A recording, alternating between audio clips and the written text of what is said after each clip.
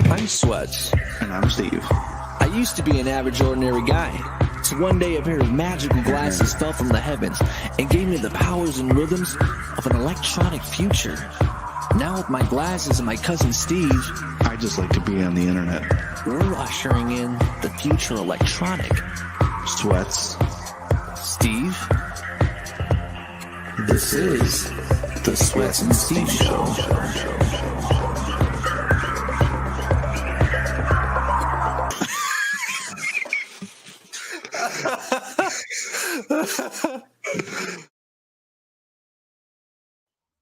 Okay. What happened with that?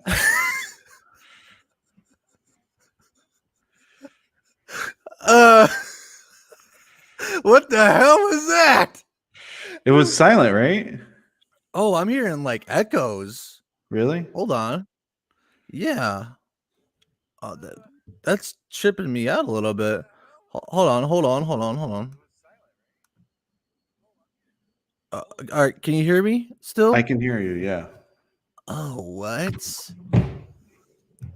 I'm gonna have to switch this out. Hold on. Sorry, ladies and gentlemen, for the disturbance. Let's see. Default. What the hell?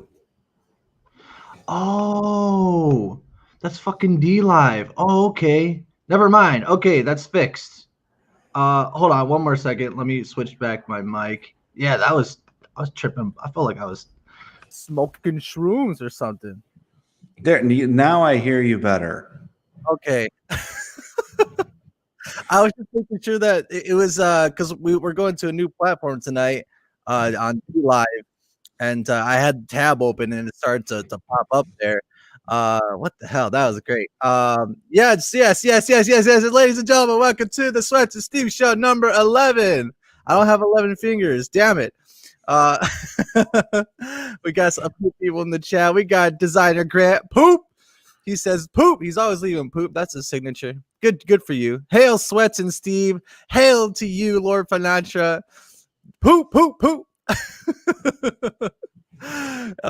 What's up, ladies and gentlemen? It is your lovely eclectic host here, Sweats, and Steve. Steve, what's going on, man? How you doing, man? Good. Everything is good. We are in September. Can you believe it? I cannot believe it. I can't believe it. The time's just flying, and I'm just slowly dying. You know what I'm saying, Steve? That's very morbid. Jesus, what a way to start the show here. Time is flying, and I'm slowly dying. Wow. Hey, man, but am I wrong, Steve? Huh? Am I wrong? I mean, not really. You know, I mean, there's other ways to look at it. Like you still have so much of your life ahead of you. You know. Well, it's actually kind of. It kind of that kind of relates. That kind of relates to one of our topics today. That's a bad segue. Yeah.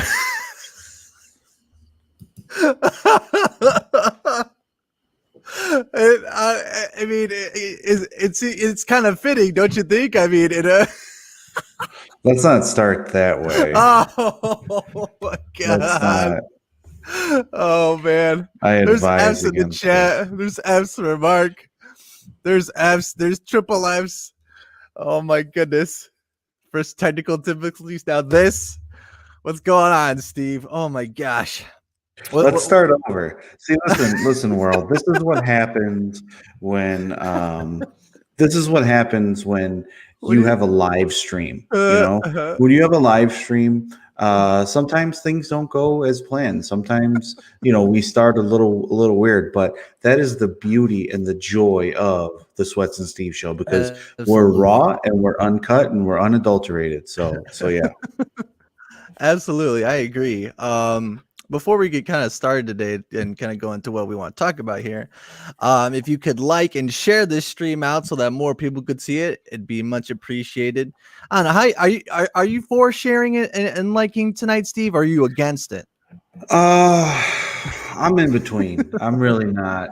I'm not. I don't care either way. It's whatever you guys want. Do you guys want more people in the chat watching Sweats and Steve, where we might not catch your comments, or are you feeling like we need to be shared with the broader public and with your with your friends, family, and loved ones? Um, That's right.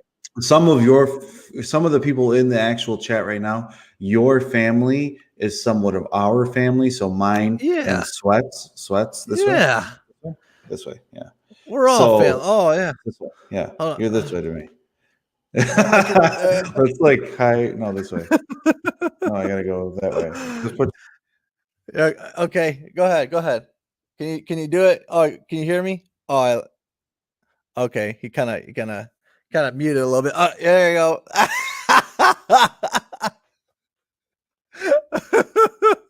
I don't know why that's funny, but it's just funny to me. I'm willing to go out there and put a gesture tonight. I'm feeling amped up. I got this large pumpkin spice, large coffee. I got this thing going. Let's hit 20 live viewers. All right, we're at 10 right now. God dang it, let's hit 20. Can we get 20, folks? Come on now, let's go. All right, we just need 10 more. You know what I'm saying? But anyway, while we're doing that, while you guys are working hard for me and Steve, all right, we want to kind of break things down. And obviously, there's the latest news that happened this past week. Let's see here. Before I say that, dude, that was good. All right, yeah.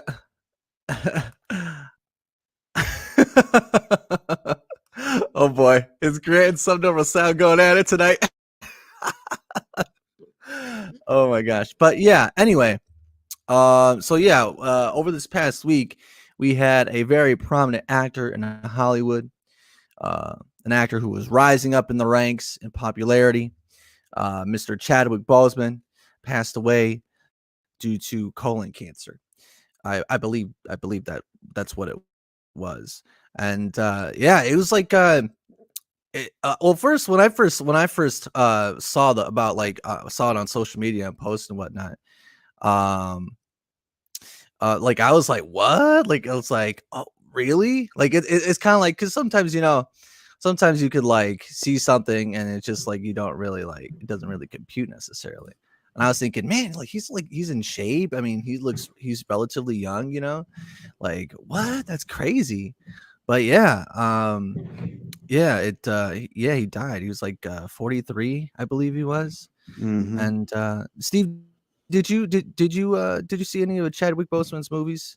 And what did you think of his acting prowess? What did you think of his acting prowess? I absolutely saw a lot of his movies. I thought he was a very talented actor. He played Jackie Robinson, he played James Brown, he played Thurgood Marshall, and he played King Chitala. That's right. And he was very talented and whatnot. Your heart goes out to his family and whatnot, because again, like you said, he was very young. So very sad situation. So when I actually couldn't sleep Saturday night, and Really? yeah, and I woke up. This has nothing to do with him passing or whatnot. Oh yeah. But I couldn't sleep in anything or anything, and I checked my phone and I got you get that notification and it says Chadwick Boseman passed away from colon cancer, and you're like, whoa, like is this real? So then I started to like really look into it and whatnot, and I remember a couple months ago he posted some type of video where people were saying that he looks sick, he looks weird, what's going on, and yeah, he was in fact sick. So that's upsetting. That's heartbreaking. You hope that somebody can make it through. But, when you really read up on the story, you find that he's been battling this for 4 years. Yeah. And, he's been filming movies left and right, and you never would have suspected it. So very, very, very promising and talented actor. So that's really sad. Yeah. I'm kind of curious to what what the effects and what the colon cancer does necessarily. I mean, obviously it affects the colon, but I'm kind of interested in like how that affects the body in like in the negative way. Do you know? Do you Yeah. have happen to know anything about that, Steve? I don't know anything about it, and I think that's one subject that I wouldn't even try to speak about because it's such a serious situation, such a scary situation to get diagnosed with something like that. Yeah, man. Yeah. Yeah. So yeah, that was just something that happened over this past week, and it's kind of been running around the news. And I remember one of it's brought up a lot now, but I remember loving his portrayal of James Brown because James Brown. I don't know if you know this, Steve, or I don't know if anyone else out there, maybe a few people know, but James Brown is like probably like my number one, like I guess you could say overall musical inspiration. Like a lot of his styles and his charisma. I tried to emulate, I guess you could say, and it's just really just a big inspiration. And so yeah, and he played James Brown in that movie as good as anyone could do it. He didn't sing his own stuff except for maybe one scene, and it was lip sync. But I mean, I don't think anyone could really try to mimic James Brown's unique voice and sound. But yeah, I feel like back in the day, like, because that came out in 2014, I was there in the theater when it came out, and I felt like that was one movie that didn't get talked about a lot, but now it's starting to kind of get talked about a little bit, obviously due to this situation. And it was such a good time, and honestly, I mean, I was actually kind of thinking about doing maybe going on to D Live or some place that doesn't have crazy copyright issues and bots and stuff, and kind of doing a watch party type deal. I could watch the movie and react to it live because I have the Blu-ray. But yeah, that was really kind of what's up, man, Gotti? What's going on, man? Thanks for being here, man. Appreciate it, man. Yeah. So that was kind of my kind of most fond memory of his performance or whatnot. What movie do you think he did best? I really liked 42. I thought 42 was a good movie. I'm a fan for sports movies and everything like that. And I think that was still when he was relatively unknown to somebody who may not have seen his work and whatnot. But that was one that I was really interested in. And then obviously, I mean, who didn't watch the Avengers movies? Who didn't watch Black Panther? You know what I mean? Not to say that they were cinematic Marvel masterpieces, but still very entertaining movies. Did you remember that the one fight scene at the end of Black Panther, where they're fighting on that train track? Do you remember that fight scene? Somewhat, yeah. Yeah, that was the CGI in that scene was really weird. Okay. Even so, I would like to kind of watch it, honestly, but I don't know how the copyright thing would work. But I don't want to mess with Marvel. But yeah, it's one thing for me to have Bret the Hitman Hart after me. It's another thing for Marvel to and Mickey Mouse to come after you. Oh, dude, that's a whole nother. I'm not ready for that smoke. If you know what I mean. I don't know. I think you could take on the mouse, Steve. I think you got enough. You got enough spunk. We need 1,000 subscribers. The chat for Disney. Put an F in the chat for Disney. All right. If you think Steve could take on the big mouse corporation. I never realized how red my nose was until I got on the internet. It looked like Rudolph the Red-Nosed Reindeer. But any other thoughts you have about Chadwick Boseman? Any other performances? I think really I did see the Thurgood Marshall movie, and I thought that was pretty good. But yeah, the takeaway for me was Get On Up for sure. Yeah. But yeah, that's I wish his family and all of his other fans well. And yeah, it really it really like the whole kind of situation kind of really makes you all right. So Matthew's putting an F for you. He's rooting for you. Which Is the by F the way, for me or against me? I don't that know. is for you. It That's is for me. you. The That F is for Steve. Why the F, by the way? I don't understand the F. The F, well, the F is really for Disney. I just want to run the banner, by the way. Shout out to Matthew for being a proud supporter on our Anchor page, and supporting the show. Go ahead. It's so funny that all the shower thoughts that I have for the week kind of correspond with the live show. But anyway, go ahead. I have all these written down, by the way, and I just lost the one that I wanted that's relevant to what I did. Okay, here it is. There you go. Shower thoughts. There's no reason for the alphabet to be in that order.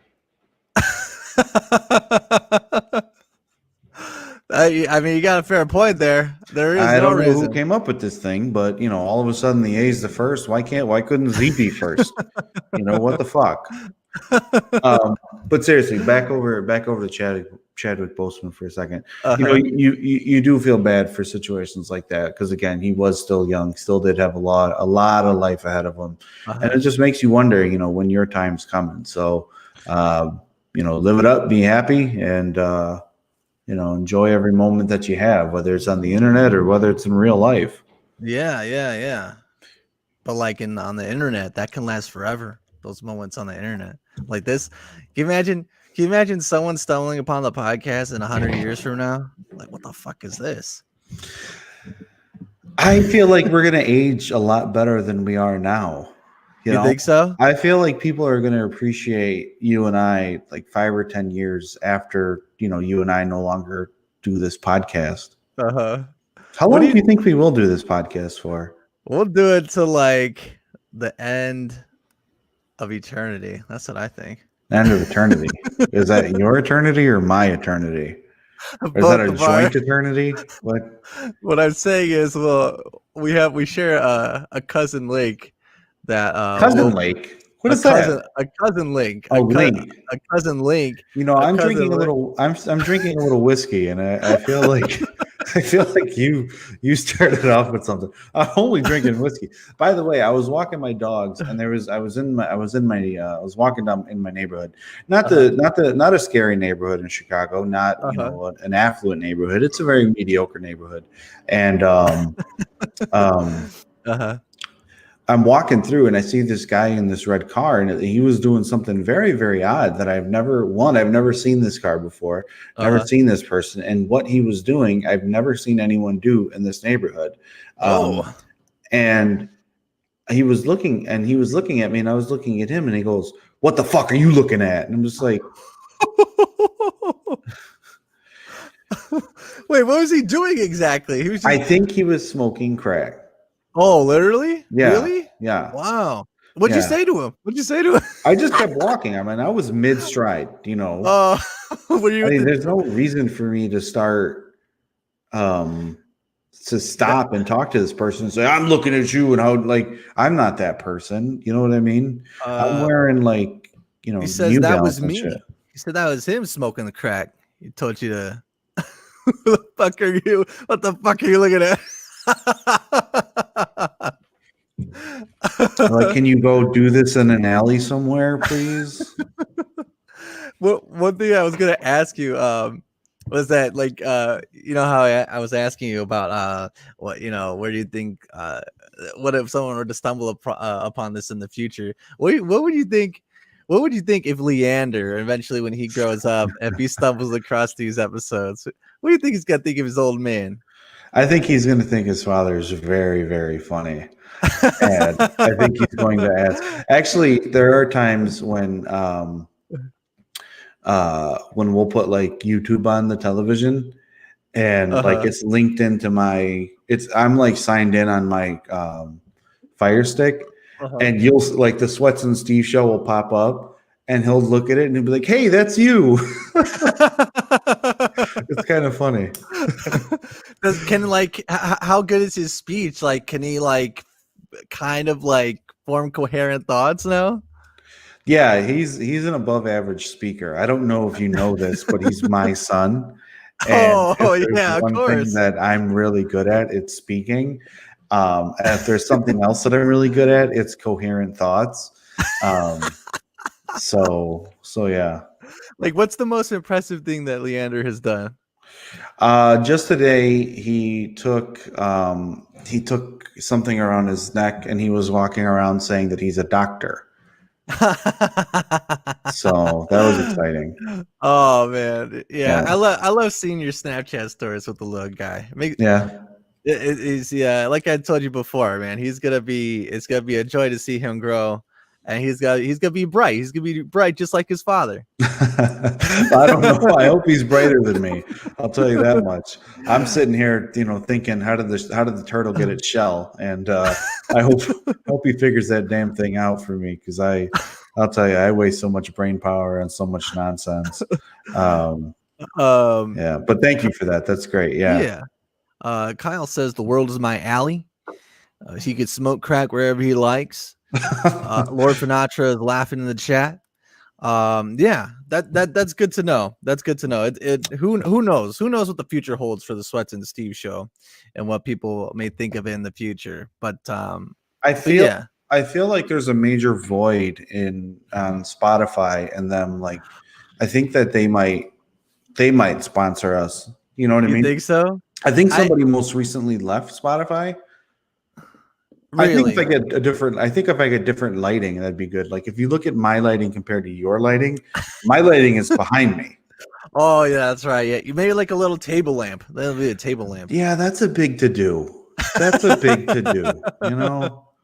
But actually, I wanted to make a kind of say something about Spotify. I kind of been lacking a little bit on uploading the episodes of the last 2 episodes to Spotify. I'm gonna be working on that tomorrow. So in case any of you guys want to listen to this on Spotify, that'll be up there. Just and this one as well will be up there too. Just the FYI. But yeah, we're going straight to audio. Straight to audio. That's right. We're going straight to audio. Yeah, I'm glad I have a nice bassy voice. I think it works well for audio listening only. What do you think? Yeah, I mean, mine's kind of high, pitchy, and raspy. So, Willie Beeman says, "Yeah, Steve. Hey, Willie Beeman, how you doing?" Grant says, "Poopify." Grant, I feel like you need some fiber with as much poop as your. Can we get this guy some fiber? Can we get him some almonds, some raspberries? You know what my favorite snack is recently? If you take 10 raspberries and you take 8 almonds and you put them together, and you make a nice little medley. That's a good snack. Yeah. Yeah. Well, Willie Beeman says your lighting is weak. I think you got to correct that situation eventually at some point in the podcast. Okay, Willie. Grant says he's all backed up. Oh my gosh. But yeah, and kind of going along in the vein of actors and whatnot, I kind of thought about, okay, what might be interesting in the realm of acting. And then I know last week we covered body transformations, and we looked at Finger Guy, Lord Finatra. Oh God, Finger. I actually thought about Finger over the week, and I thought about Finatra. I thought about you too, because I went on a small vacation over the past weekend, and I was walking my dogs in some trail in Michigan, and there was a little creek, and there was a guy fishing, and I thought about the conversation that we had with Finatra and Finger, and I thought to myself, like, how frustrating would it be if I was with fucking Finger right now, and he's like sticking his finger in the thing trying to catch these damn fish. For those of you who don't know what the hell's going on right now, go back to episode 10, somewhere around 75% of it being finished, and then come back over here and catch up. And my recommendation to you is you watch the fucking podcast every week so you know what's going on, okay? But anyway, I digress. Anyway, I think it was one of those fat finger into the fish, like hiya. Yeah, like if he's sitting there and I'm just like, that's not how this works, Finger. That's not how this works. Stop fucking sticking, like you're scaring the fish away. He's just so self-absorbed with fucking his finger knocking stuff up. Come on, guy. Get a life. What if he had like? What if it's like maybe his finger wouldn't be too bad, but what if he had like the fingernails that like kind of like I don't know, they just get weirded out, like they're not like regular fingernails, so they get like I don't know, like just nasty looking. I don't know if I don't know. Maybe that could be that could justify your reason for not liking his finger in your fish. Yeah. but yeah. So yeah, we were kind of going back to what I was saying before. I thought it'd be interesting to look at and kind of watch some videos about some method actors. Do you know what method acting is, Steve? I know that's what killed Heath Ledger. Where did you hear that?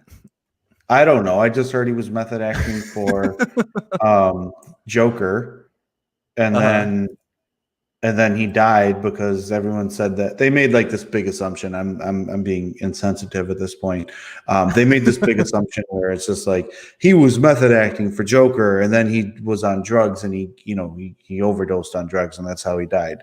Well, I actually have a clip here. Now that you mention it. So we can look at some of this clip, the dark truth behind Heath Ledger's Joker. You know what is so weird about you and me right now? Yeah. Is it you and me or you and I?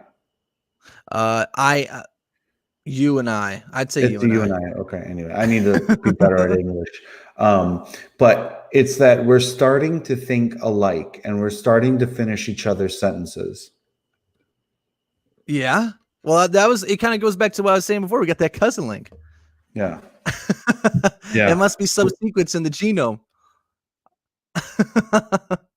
but yeah, maybe we could look at this video and kind of it looks kind of disturbing. I don't like that. It looks very creepy. Like, oh, hold on, let's see if we get it going here. That's what happens when you have a live stream. All right. Hey guys, no Jules YouTube here TV. For What Culture. Hold on, What Culture? Hold on. Who's this guy? Hold on. Is he on the Some podcast? Schmuck. He wants to be on the podcast, goddamn. Scratching my arm, and it's really weird for everyone. Oh, I thought you were casting a spell to the chat.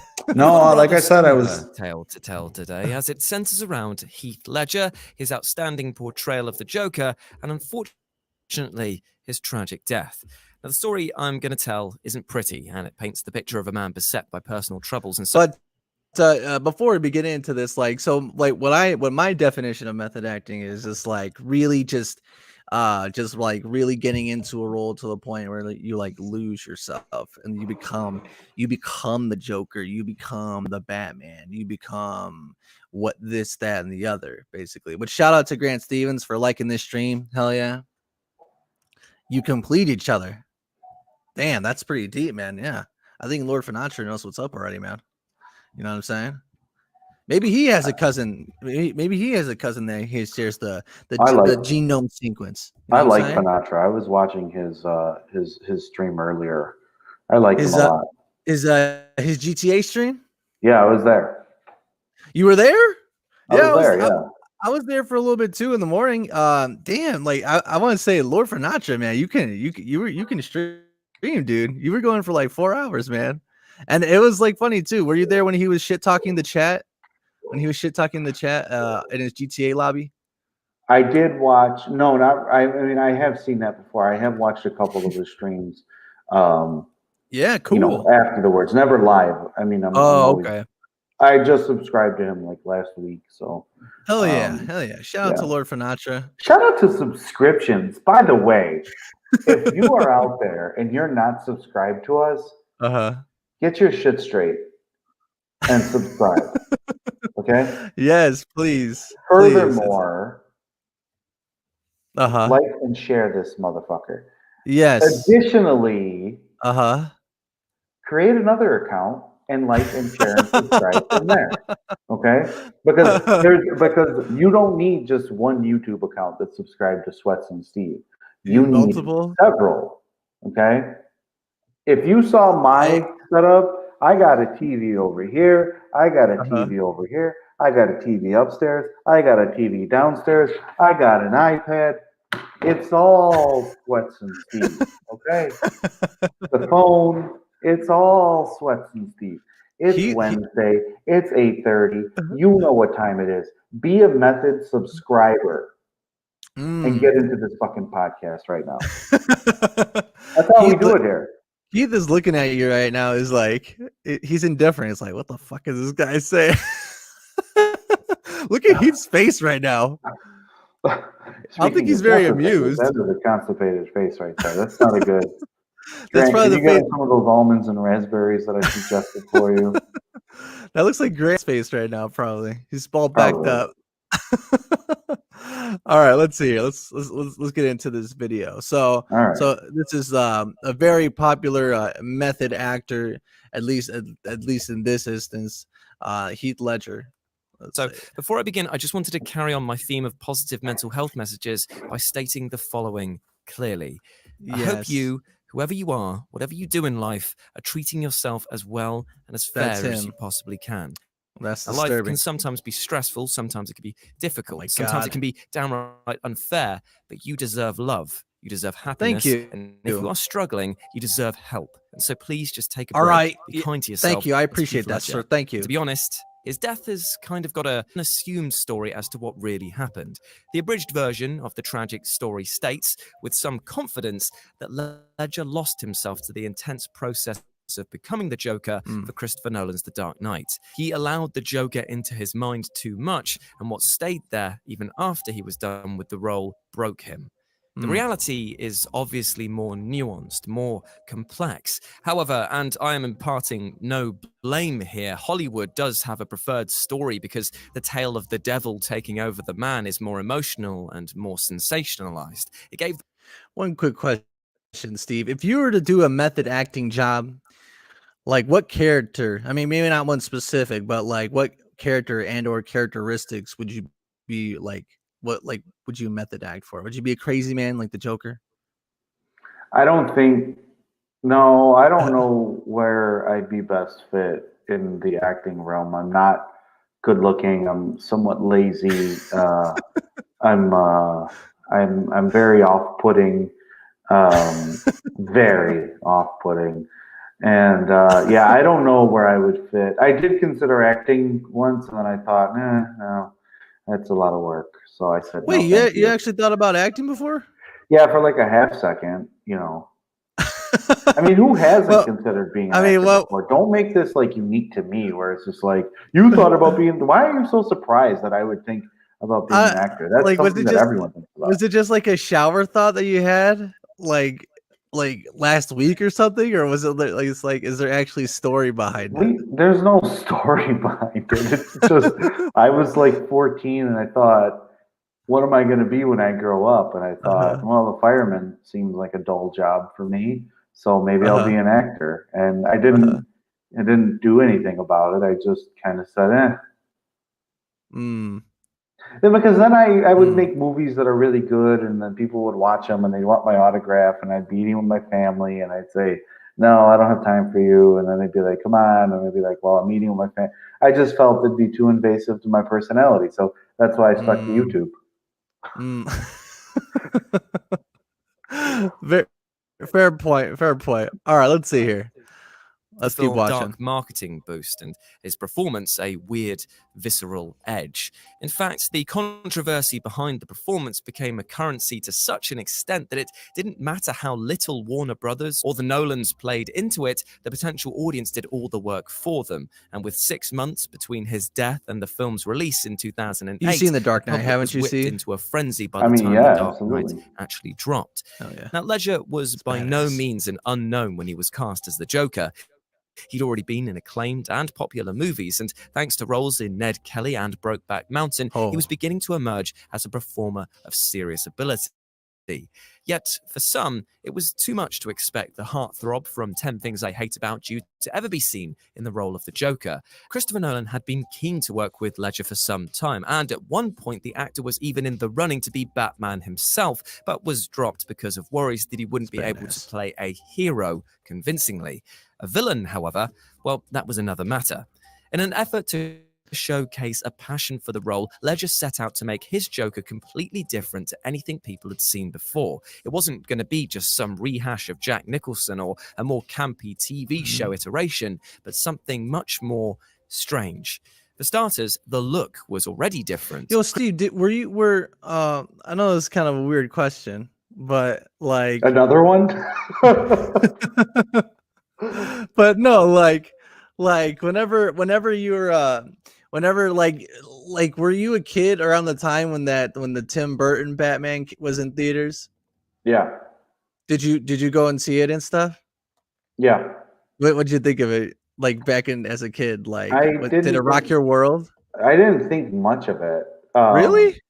Yeah, I mean, it was just like, yeah, I don't know. I know why you say rock my world. I'll just let a sleeping dog lie there. But it was just something where it was just like, you don't really realize how kind of inappropriate for children it is, even though it was targeted for children until you're an adult. You watch it on TBS many years later. So yeah, it was inappropriate, but I didn't realize it was inappropriate until I was like 20 something years old. At that point, did they still make you like? Did they card you to say, "Hey, you had to be like 18 in order to get into the movie theater or to see this movie"? No, because at that point I'd go with like my parents, and oh, you know, if you go with your parent, like they're not going to tell you anything. No. Hold on, let's see a comment here. Joaquin Phoenix's Joker was the better Joker. I guess it kind of depends on your personal taste. It definitely was a different Joker, I'll say that for sure. But better Joker. We had to see in the chat. Chat, what do you think was better? Joaquin Phoenix's Joker or Heath Ledger's Joker? Yeah, let me know. Let us know. And we'll fight about it. All right, let's continue watching here. Christopher Nolan has revealed that his Joker was designed to be a visual homage to the work of artist Francis Bacon. But the difference for Ledger was more than skin deep, as shown in an interview with Empire, where he laid out his plans for the big screen, especially in his preparation. It's a combination of reading all the comic books I could that were relevant to the script, and then just closing my eyes and meditating on it. I sat around in a hotel room in London for about a month, locked myself away, formed a little diary, and experimented with voices. Important to try and find a somewhat iconic voice and laugh. He's just an absolute sociopath. I'm telling you right now, Steve, I would definitely be down to method act, dude. Like to just totally like get into like a headspace just like Heath and just, I don't know, go insane a little bit just for the camera's sake. You know what I mean, Steve? I don't know what you mean. Because I just find that annoying when like somebody is in like a certain character the entire time. I just find that like obnoxious and somewhat rude, where it's just like they're in that person. It's just like stop and think Like, for a second. for the You know whole what I mean? month. Yeah. For a whole month or two, I'd be coming out to the podcast as a totally different character. I don't know how long the show would last under that pretense. I don't know. Maybe it would. Maybe it would spice things up. Maybe we would hit 20 live viewers. I don't know. What do you think? Maybe. I just think, you know, if you pot it, they will come. You know. Hell yeah. All right, let's see here. Let's keep watching. I know my mom's watching tonight. Shout out to my mom. Oh, she's watching? Yeah. That's great. Hey, Aunt Julie. It's good. Hope you're enjoying this. I hope you're enjoying this. Shout out to you, of course. Murdering clown. Nothing intimidates him, and everything is a big joke. Despite Nolan being the director, he revealed that Ledger would come to key decisions himself, gradually revealing his choice of the voice and the way that he was going to approach parts of the performance. And after watching the film multiple times, you can truly begin to see the scope of this character. And that was just the physical stuff. And when it came to the mindset, it's where many argued Ledger lost himself to the Joker. Even Nolan commented on how he thought the role was changing the actor's mind. That's crazy. That idea of approaching a role as a psychological concept has come up before, and when you combine it with the school of method acting that charges an actor with getting into the mind of their character you ever through see Raging experience, Bull? you can see why there is some belief that it led Oh, I've directly seen to that Ledger's movie, death. of course. It's so That was a like, good movie. it's so it's a good movie, but like it's really like dark. It's like when Robert De Niro slaps around like his fake wife or whatever. Like, man, like that's like really intense. It's like he's really not holding anything. I mean, obviously it's acting, but like it's so like uncomfortable. It's like, damn, man, he's like it's based off Jake LaMotta, obviously, and it's like when you see that, it's like, damn, did this dude really just manhandle his wife like that? It's like, damn, that's pretty cold. That's some cold stuff there. Yeah. You know what I mean? Not a good person whatsoever, but very good movie, very good portrayal of him. I'm only speaking about the movie and not the actual personal interactions. Raging Bull, great movie. I just feel like when people say that Heath Ledger died because he played the Joker, I hope that this doesn't seem like a conflict to what I said earlier. I just hope that when people hear me say, like, I think that it was a bit of a stretch when they say, like, he died because he fell into the Joker and everything like that. I don't buy that. You know what I mean? Well, yeah, I was about to ask you, like, all this talk from this video is like, I know that Steve's a skeptic, so he's kind of like, I don't know about that. I don't know. I really don't. I mean, I think, to a certain extent, with the exception of me, of course, you are who you are in this world, and you really can't like change that. I mean, I just think like he got really into being the Joker, which was a very sick and sinister character who, manipulated situations in society into, being, choosing, right? Anarchy. I think that was the big anarchy. There you go. That's the right word. This is why, like I said before, you finished my sentences lately. But it's one of those things where it's just like, he didn't become some like mass murderer. You know what I mean? He didn't like stay in the character. He didn't like, that didn't happen. It was, more so along the lines of like, he just, OD'd and, Yeah, for sure. Which is sad, 100%. Yeah. All right, let's continue watching.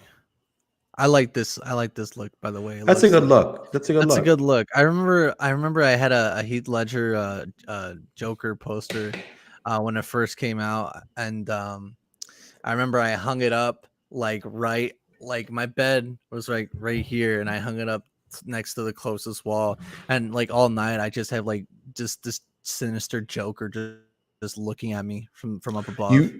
You want to hear something really funny? I got freaked out last night.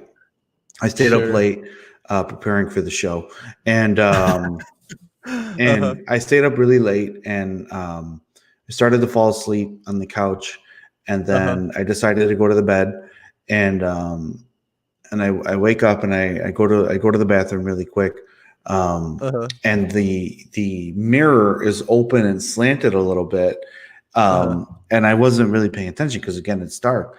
But I look up and I look in the mirror, but I don't realize that the mirror is open.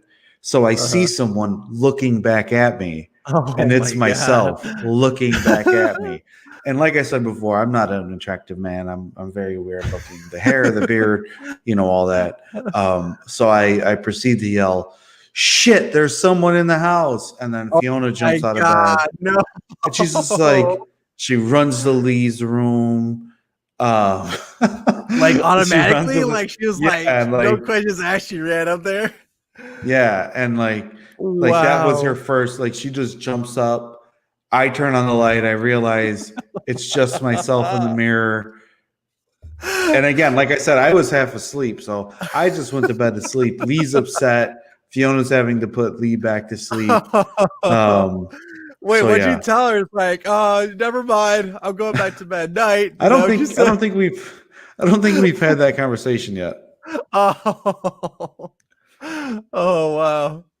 So not even when she was doing your makeup before the show. Oh, yeah. She couldn't get my red nose fixed. You need more powder. That's all. Just need more powder.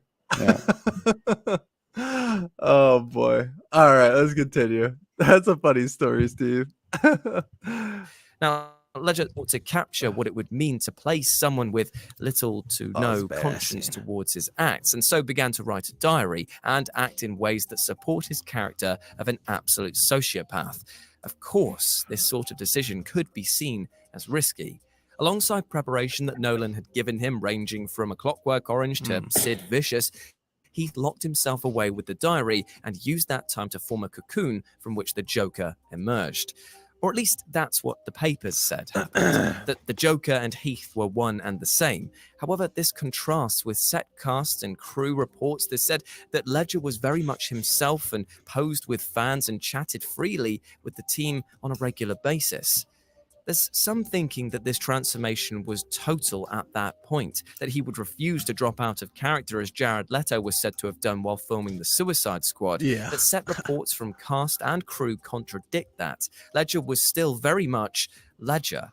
However, it was still coming at a cost though, no matter how he'd look in set photos and how happy he looked when he posed with crew when asked. In fact, he told MTV that it was often a pleasant experience. It's the most fun I've ever had with a character and probably will ever have. The movie itself is far exceeding my expectations. I think it's going to be a really fun movie to watch. But then, almost in the same breath, come the revelations about the cost of the performance. In his own words, he said, it was an exhausting process that would require him often to take extended breaks. I actually had quite a bit of time off between scenes, weeks sometimes, but it was required because whenever I was working, it exhausted me to the bone. At the end of the day, I couldn't move. I couldn't talk. I was absolutely wrecked. If I had to do that every day, I couldn't have done what I did. The schedule really permitted me to exhaust myself. Is acting really that hard? I was gonna pause it right there, get your stance on that because I already know when you're ready to throw up that red flag. I already know. I mean, I don't know. Is acting really that? I mean, well, I mean, I have acting aspirations to feature in movies and stuff in the future, and I mean, like I was saying before, I wasn't lying. I would like to try to kind of get into a different headspace for a role. I think just because it's cool to play different characters and just because it's fun to me. But I mean, I guess it really just kind of depends on the person. I mean, and how invested they are into it. Personally, I like the idea just of putting on a faux, if you will, a faux visage, and really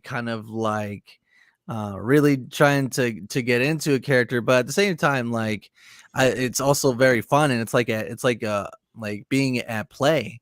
So of course, I won't really never know until I ever get into that opportunity. But I mean, from my standpoint and from my view, I wouldn't say it's that hard. Just because I'm more apt to that headspace. If that makes any sense, Steve. You know what I mean? He's flabbergasted. I floored him. I don't know. Maybe I should take acting classes. Oh, acting requires. Maybe I should try to be. Yeah, no. I don't know. What would be a good first role? What would be a good first role? Would be start off by being a dad, because that wouldn't require much acting. Okay, maybe you just tweak it a little bit. You tweak it a little bit instead of being a cool, chill dad like you are. You just be an angry dad. You know. See, I'm an angry dad though.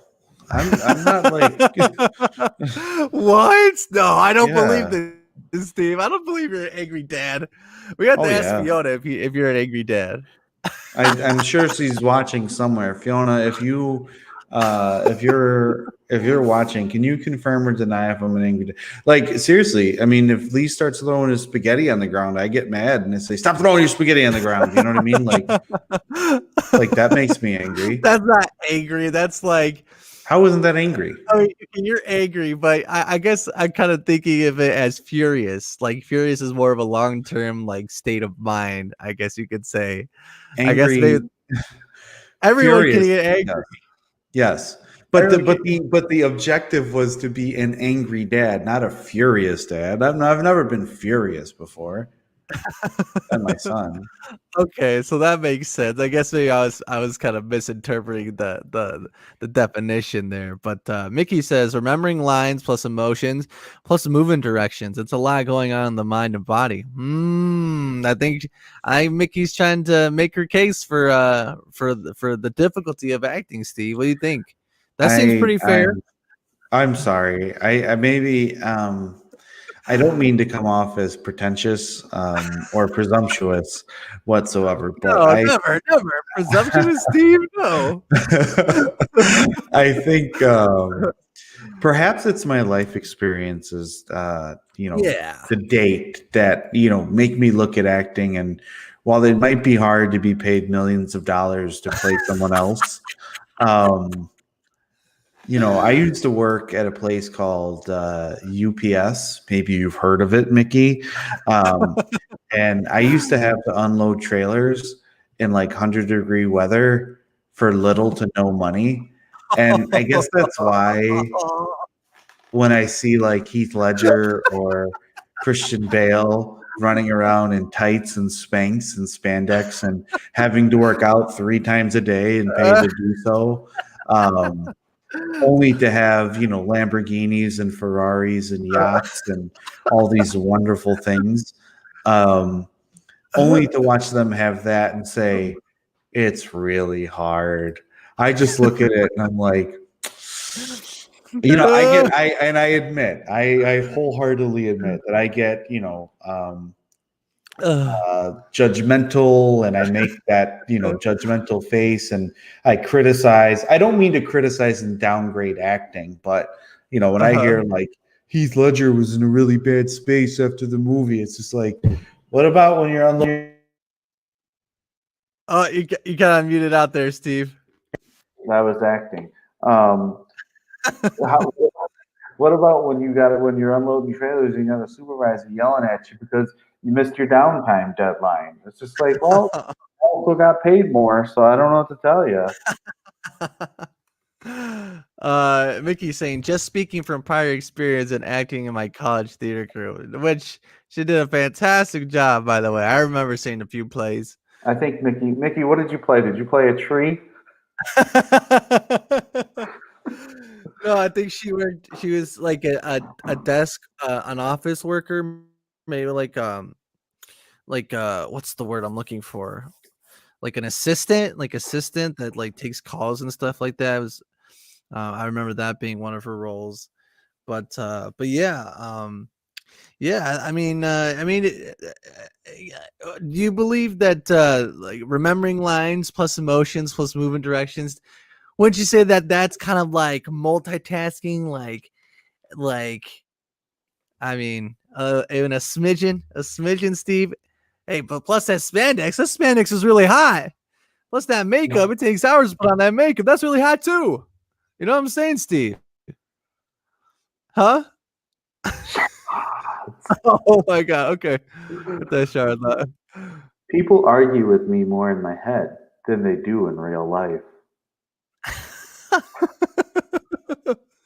I don't know, Steve. I mean, you get into a lot of arguments here on this show. I mean, was it last week where you had Thunderbolts and Damien going in on your ass? Please don't bring those two up again. That was a low light in my career, in my podcasting career. 2 4-year-olds. Oh my God. 2 4-year-olds coming at me. Jesus. The amount of text messages that I got after that interaction was. Who texted you about that? A lot of people. Who's calling you up? A lot of people. My father-in-law. What are they Have you ever saying? wait, when you get married, Luke, with Sweats, Sure. Nikki, you too, Matthew, you too. Uh-huh. When you get married and when your father-in-law texts you and says, "Why are you talking to the children on the internet?"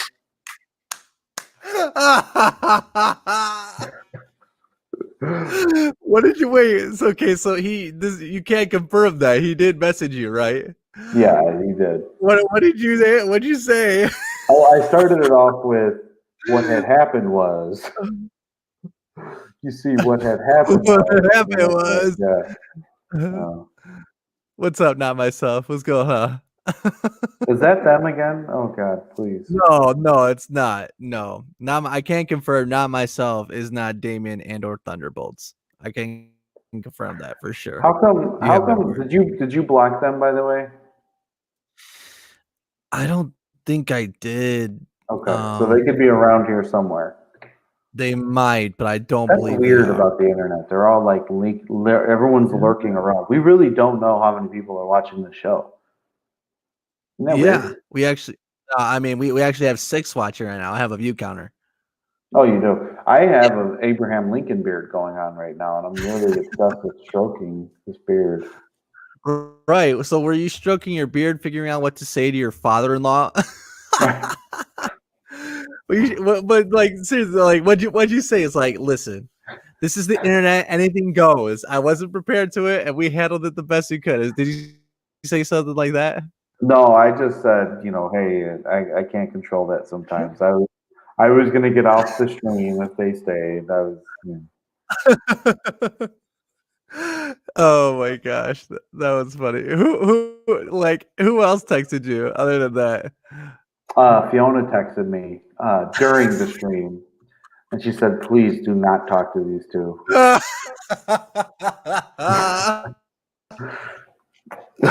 Oh my god. Hey, but all things considered, Steve, I think you handled it well, okay? Because this is the internet. This is the new wild, wild west where anything goes. And you handled it like a champ, okay? Wild West, 3 W's. Uh-huh. Wild World Wide Web, 3 W's. Oh, yo, That's a wide shower thought. whoa. Dude, I didn't notice that. Damn, my mind is blown right now. Oh man. Oh man. All right, let's see. Let's continue with method acting here. Let's see, good On old paper, this Heath. sounds to an extent okay that an actor is willing to push themselves to their Marlon limits Brando for right their there. craft. However, from a standpoint of health and There's well-being, Joaquin. this is clearly not the route that actors nor anyone should go down, as damage done to the body or the mind through such exertions is going to leave a mark. Plus, Ledger was shown to have trouble balancing his creative output and the toll it took on his body, as in 2007 he told the New York Times that he struggled with the role of Bob Dylan in I'm Not There. It stressed him out a little too much, he said, detailing the following. Last week, I probably slept an average of 2 hours a night. I couldn't stop thinking. My body was exhausted and my mind was still going. That fits with the 2015 Australian Actors Wellbeing Study that suggests that performers are Can we twice pause as it there for likely a as the second? general population to experience depression. Mm-hmm. Listen, I went to Europe with some Australians. Right. And let me tell you, do not take any studies from Australians. Why is that? I mean, we might offend some of our Australian viewers out there. I'm okay with it. And I don't think that anyone would blame me. I really don't. So why did they give you a hard time or something? Did they mislead you? Did they Australia? lock you inside of a door and they left you there? No one locked me inside of a door. What are you talking about? What's going on that side of the world? What's going on that side of the computer screen, Luke? No one's locking me in a door. No, seriously, they are. So you're saying the They're very rapscallion? shady people. Very shady people. Oh my god. We're gonna have some. We're really just imagine. We're gonna have some Australian people find this. And They're actually Australian people are really, really nice, but the ones that I went on to Europe with, they were very shady. Oh my god. You can't trust them. Did Oh you my know? God. I was watching. So I was listening. That's the big ass general statement you're making there, Steve. Are you sure you're gonna stand by that? I'll stand by it. I'll stand in front of it. I'll stand behind it. I am Steve of the Sweats and Steve show. I am fine. Yo, if we have any Australian viewers in the chat, you can confront Steve if you want. I'm not personally not willing to go out and generalize on Australian people, but Steve is feeling froggy tonight, and he's gonna leave. I think he has left. Anyway. Ribbit. I think it's one of those things where Australia does have a very different society than we do. Like I was listening to a podcast. Matthew, What's wrong, Steve? isn't it time for bed, Matthew? 9:30. Shouldn't you be sleeping? No, but seriously, I was listening to a podcast, and there was a comedian who he went on tour, and he went on tour in Australia, and he fell in love with Australia and the culture of Australia so much that he decided to stay there. And he said like everything in Australia was so much different and so much more unique than the United States because. Like if a man and a woman wanted to go on a date with each other, the woman would get insulted if the man paid. Well into even if they were married, like it would be like a 50-50 split. Really? Yeah, and that you can't buy like a drink. Like she'll buy her own drink and have a drink with you, and like she won't even buy your drink. That's how that's kind of how the society goes. But Australians are very opinionated, and they do not hold any of their opinions back from you. Who does that remind you of? But maybe that's why I'm generalizing a little bit here because I would say something like, "Wow, look at that aqueduct; it's so beautiful," and they'd be like, water just passes through it. What's so beautiful about it? And I'm like, you're seeing, you and your people are seeing the forest for the trees. You know what I mean? Like, knock it off, Australia. Plus anywhere that has spiders that big, you can't like. Oh, we should look some of that up later after this. But did you have any these are some of Mickey's roles that she's played in her theater experience. I played a girlfriend, a secretary, an ice cream shop, and an Italian prince. Now that is quite the resume, Steve. I think you gotta give it up to her a little. Yeah, give her a little bit, Steve. Not Are you on IMDb? Oh, you have an IMDb? I don't know. Are you trying to stump Mickey? You trying to stump Mickey? Oh my gosh. Not myself says Australians are white and white people have no culture. Hey man, not myself said it, not me. Let's see. Matthew says I met an Australian before and he was in fact snarky. Right? Snarky.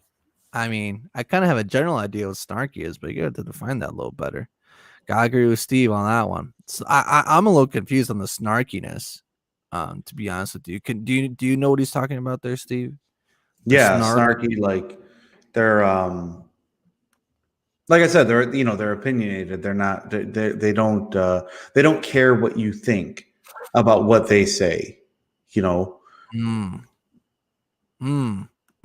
There's a fly in here. All right, let's see. I have the window open, so all types of things fly in. It's bizarre. Yeah. Mickey says theater performance at engineering focus colleges usually don't get logged in on IMDb. Mickey, the one thing that I appreciate about you, other than everything, is how great you are at using the word usually. How do you see what's in the chat, by the way? Like, I don't know. Like, where do I see that?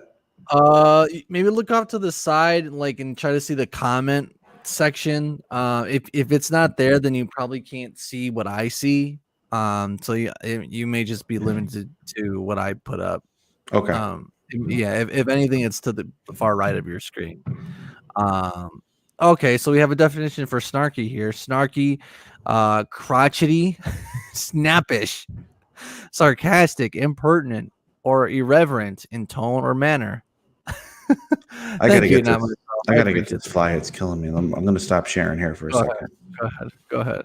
Okay. Beat me to it. Beat me to it. Not myself. I'll be quicker next time. There you go.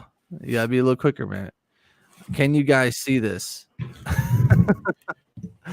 Willie Beeman. All right. Willie Beeman. All right. Guy. I got it. Yeah, I got it. Sorry about that. It put up a good fight, but it didn't last.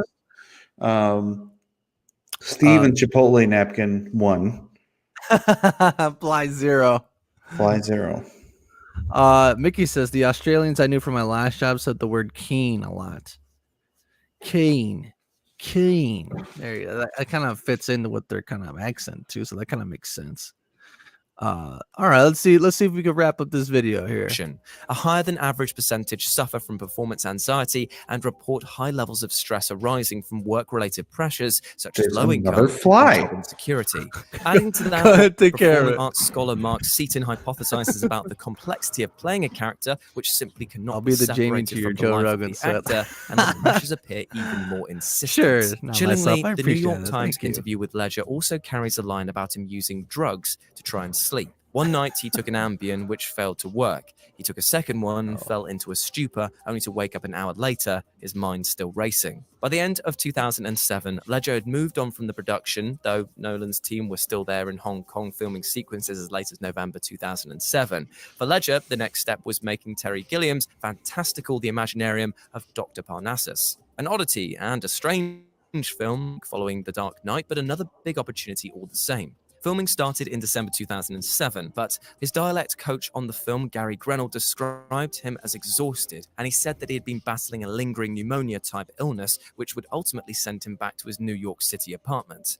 It was there that he died, thanks to a fatal mixture of prescription drugs. Grenell painted a picture of Ledger on set that didn't quite fit with the happy professional experience that he painted.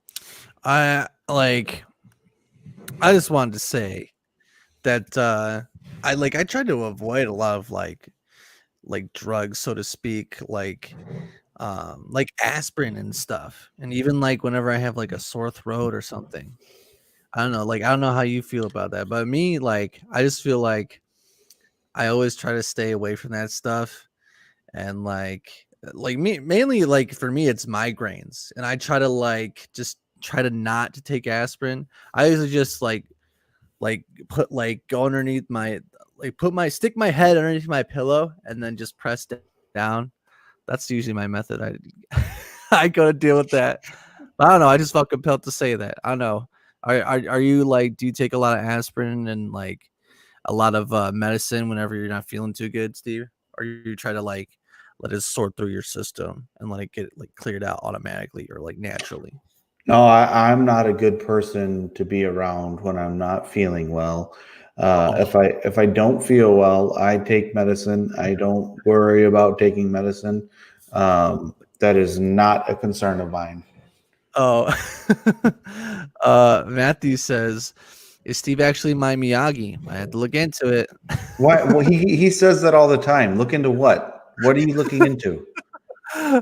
Mickey's laughing in the chat. Matthew is actual Daniel and Karate Kid. No, Matthew is actual Daniel and Karate Kid. As close to Daniel as someone could be. Where did you get the from? I don't know. It's something. It's something that they devised on their own. You gotta be fast, Steve. This is the internet, man. You gotta be up to date with all your terms and emojis. I don't even know where these comments are coming from. Maybe you can't see them because you weren't meant to see them, Steve. I'm just gonna That's throw true. it out That's there. true. He Just gonna said, throw it I've out got there. to stop. It's not helping. I'm not well. It's making me feel more upset. Grenell wasn't the only one to express concern. Ledger's Four Feathers co-star Jimon Hoon-soo told the filmmakers for Ledger's posthumous documentary I Am Heath Ledger that he'd run into him when he was filming The Dark Knight and remarked that the change he saw in him concerned him. There was still a contradiction, though. His sister Kate told People in 2017 that Ledger was a happy boy, even though she knew he was struggling with illness. She warned him to be careful about mixing medication, which he shrugged off. Even their final conversation was upbeat. In her own Patriot, words, hell she yeah. said, I was cooking dinner and we were laughing. Then he said, I've got to go and I'll call you at 8:30 in the morning. And that was it. That was our last conversation. Oh, I that's said, sad. okay, I love you. And that was it. It's Aw. heartbreaking. Ledger's death completely changed the trajectory of The Dark Knight. It would probably have still made a huge sum of money at the box office, but it wouldn't have been as defined by his performance. It perhaps might not have even won an Oscar. How much the narrative of his tragic death played into that still remains to be unseen. Later, Christopher Nolan remarked on his experience completing the film in the wake of his star's death. It was tremendously emotional right when he passed, having to go back in and look at him every day during editing. But the truth is, Damn. I feel very lucky to have something productive to do, to have a performance that he was very, very proud of, and that he had entrusted to me to finish.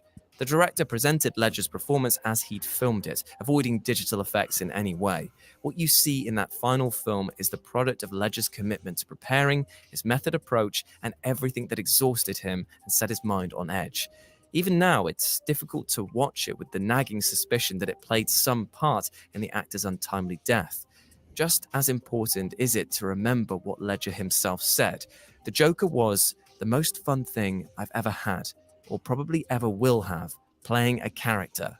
For all the darkness and all the troubling stories, that much is very clear when you watch it back now. And there we go. That was the dark truth about Heath Ledger's Joker. Let me know what you thought about it down in the comments. Badass. I don't think it was the dark truth of Heath Ledger's Joker. I think it was the dark assumption of Heath Ledger's Joker. Damn, Steve. Is there anything that can get past you? Or do you just have the all-seeing eye? Do you have the eye of Akamoto? You can just you can just see through everything. Huh, Steve? I am sorry. I tend to I just tend to look at the world and I tend to say like I don't see it. Like none of us know the truth of why none of us know the truth of Heath Ledger's death. Like sure we can look at certain things and point to it and provide a synopsis that's going to make us feel better as people, and then try to point the fingers at the movies and everything like that. But for the most part, I'm sorry, I just don't think he couldn't sleep, and he took some pills, and to me that's why he passed away, which is very unfortunate. But is it because of the Joker? I don't think so. I'm sorry. I find that to be far-fetched. I will say that playing the Joker has to be a lot harder than playing Batman, Yeah. because Batman is so like, I'm Batman. Like, that's it there. I'm Batman. I'm sure for people listening on the podcast, they probably thought like, Steve turned into Batman real quick. I'd actually be a really good Batman now that I think about it. Oh, you think so? Yeah. What like if you were to make your pitch to play Batman, what would you say? I am of the height. I have the build. Sure, I have a couple cheeseburgers too many. I'm sure I have one too many cheeseburgers in me, but I could cut that out. And shave the beard. I don't know, Steve. I think we got an actor here. I think we got a Batman. It might take a lot out of you. Like imagine, like I don't know. Well, because if you think about it, okay, so you would have to hit the gym, probably like every day. I like okay, it. You'd have to work out every day already. Right, but like we're talking like extreme. Like you'd have to have your own personal trainer. Like you'd have to go hard for a few hours, like maybe like even twice a day, and like Okay, so then you have that. Then you have the diet. You know, you have you have to fight your initial cravings for whatever. What like you can't have Culver's burgers. Okay, um, um, and you know that like that's time away from Leander and Fiona, and like Now you know there it. you've actually right there you've actually talked me out of it. But Uh, everything else I could do without. I just want to be clear.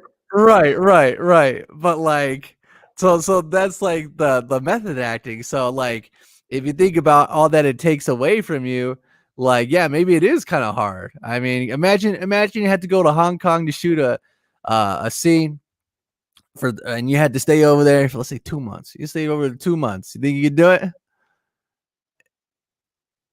No. No. So see, maybe that kind of like situation, that scenario kind of provides like a different kind of context to the situation that some of these actors get themselves into. You know what I'm saying, Steve? Sweats, let me just tell you something. Sure. I believe in you, and Uh-huh. I think that you can do anything, but Uh-huh. do not be a life coach.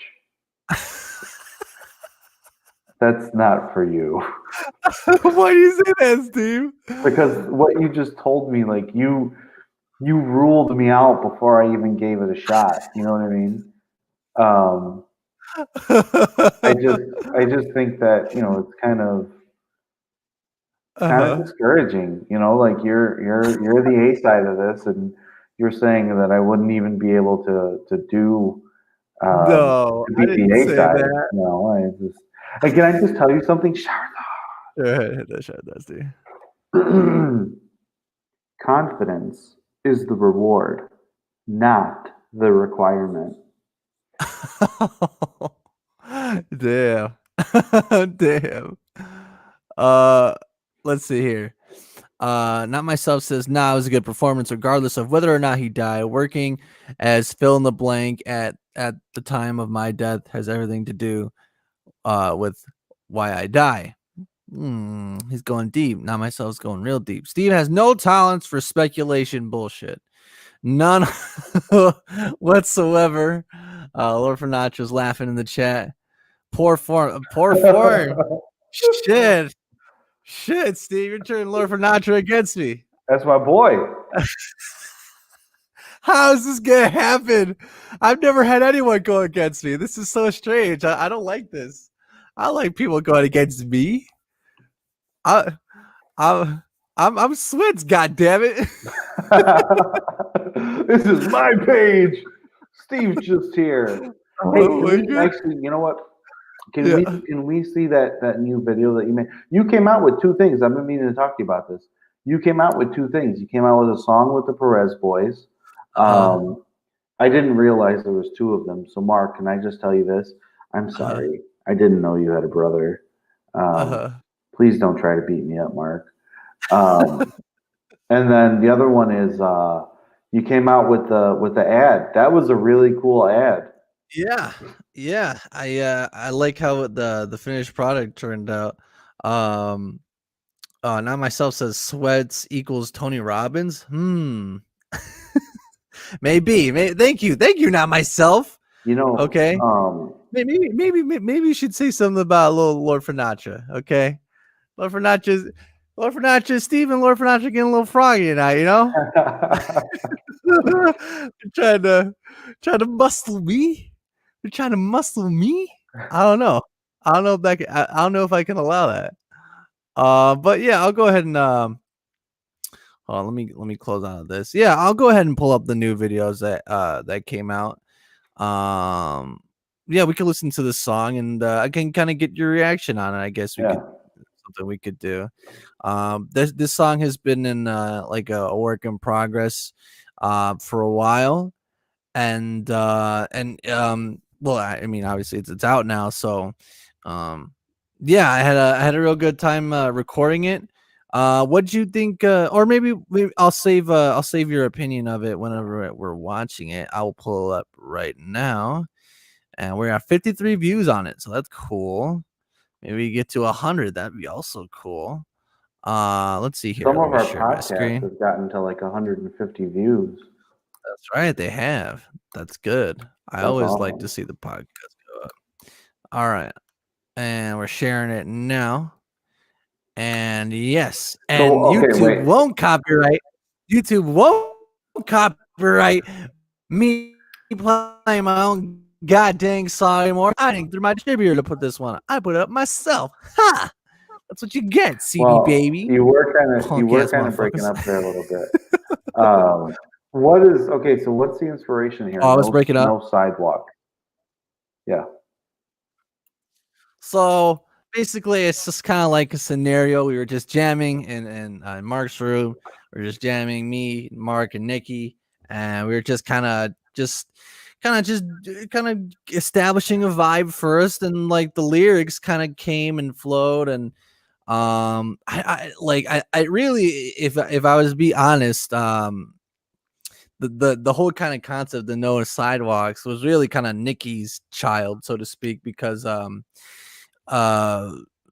he was just kind of writing down lyrics, and we're kind of doing like this R&B song where it's got this little bit of funk swing to it, so to speak, and kind of like trying to just messing with the concept, trying to chat up some honeys, or chat up a honey rather, and that's kind of what we just ran with, and it kind of turned it into no sidewalks. It's very very. What's a honey? A honey is like a honey is just a female that just looks kind of nice, she's walking down the street, and she's a real looker, if you know what I mean. You know what I'm saying? I had that shower with that, Steve. Hold on, I'll say. Outdated memes should be called memories. That's a good one. That was clever. That's a good one. I like that one. But yeah, so we'll go ahead and listen to No Sidewalks, I guess, and we can let me know if you want to make a comment on whatever you want me to pause or whatever. But yeah, we'll go ahead and listen to it. There might be some lag in between, but it's because I'm watching it from YouTube. So let's see here. What's up, guys? Yo, I like the top. Yes, shout out to musicvid.org for providing a free tool to make a visualizer. Like, I'm gonna go use their service like for all my visualizers now. You ain't got a lowrider, you on that stimulus check. This is probably the funnest part to record. Go ahead. Yeah, you know what, Mike? I mean, you can try to holler if you want. Mike, get it done. Let's go. Yeah, man. Hey, all right, let's go.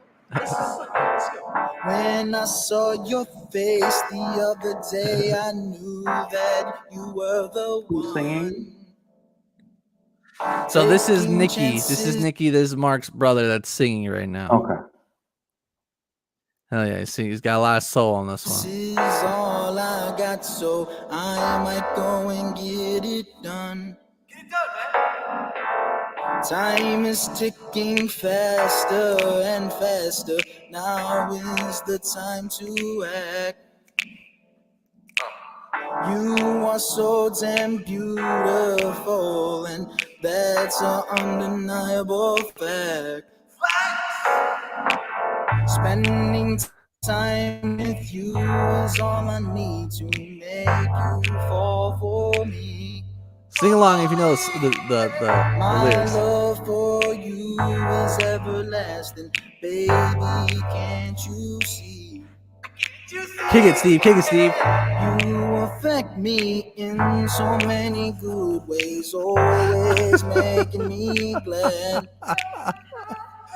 How am I to get to you if no sidewalks ahead?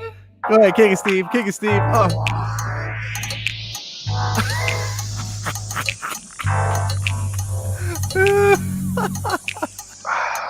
There you go. So much soul. Too much soul.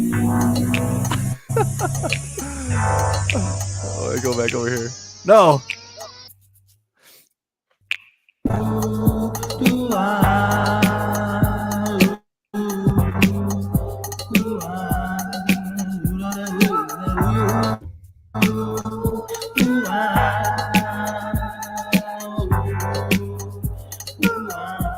my part. Here we go.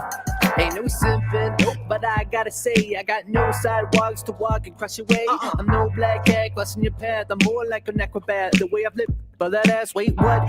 Did I say that?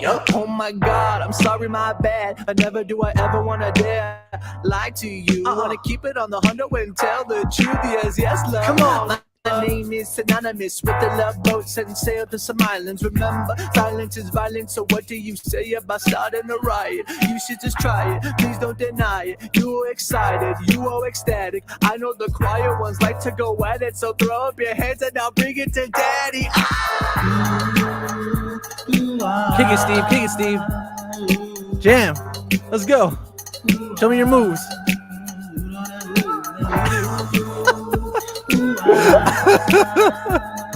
Hell yeah.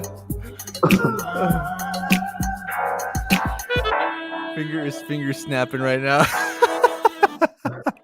Hell yeah, Lord Panacha. Hell yeah, dude.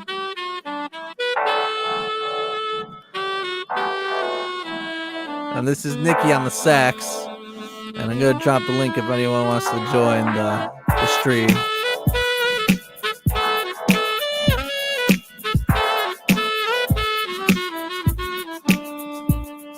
Thank you, Lord Finatra. I appreciate it, man.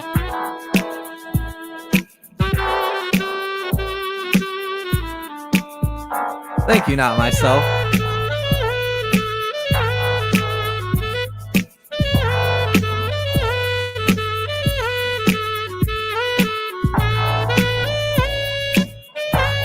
Ah.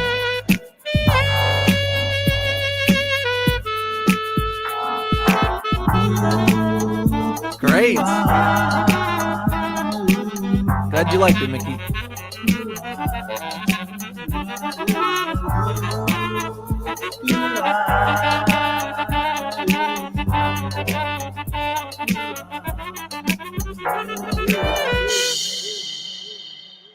Hell yeah. That's right. So I heard that song, and I really like the song. I enjoy it. Thank The one you. thing that I will tell you, Sweats, is I wonder if it's weird for Mark to know that his brother got all the talent.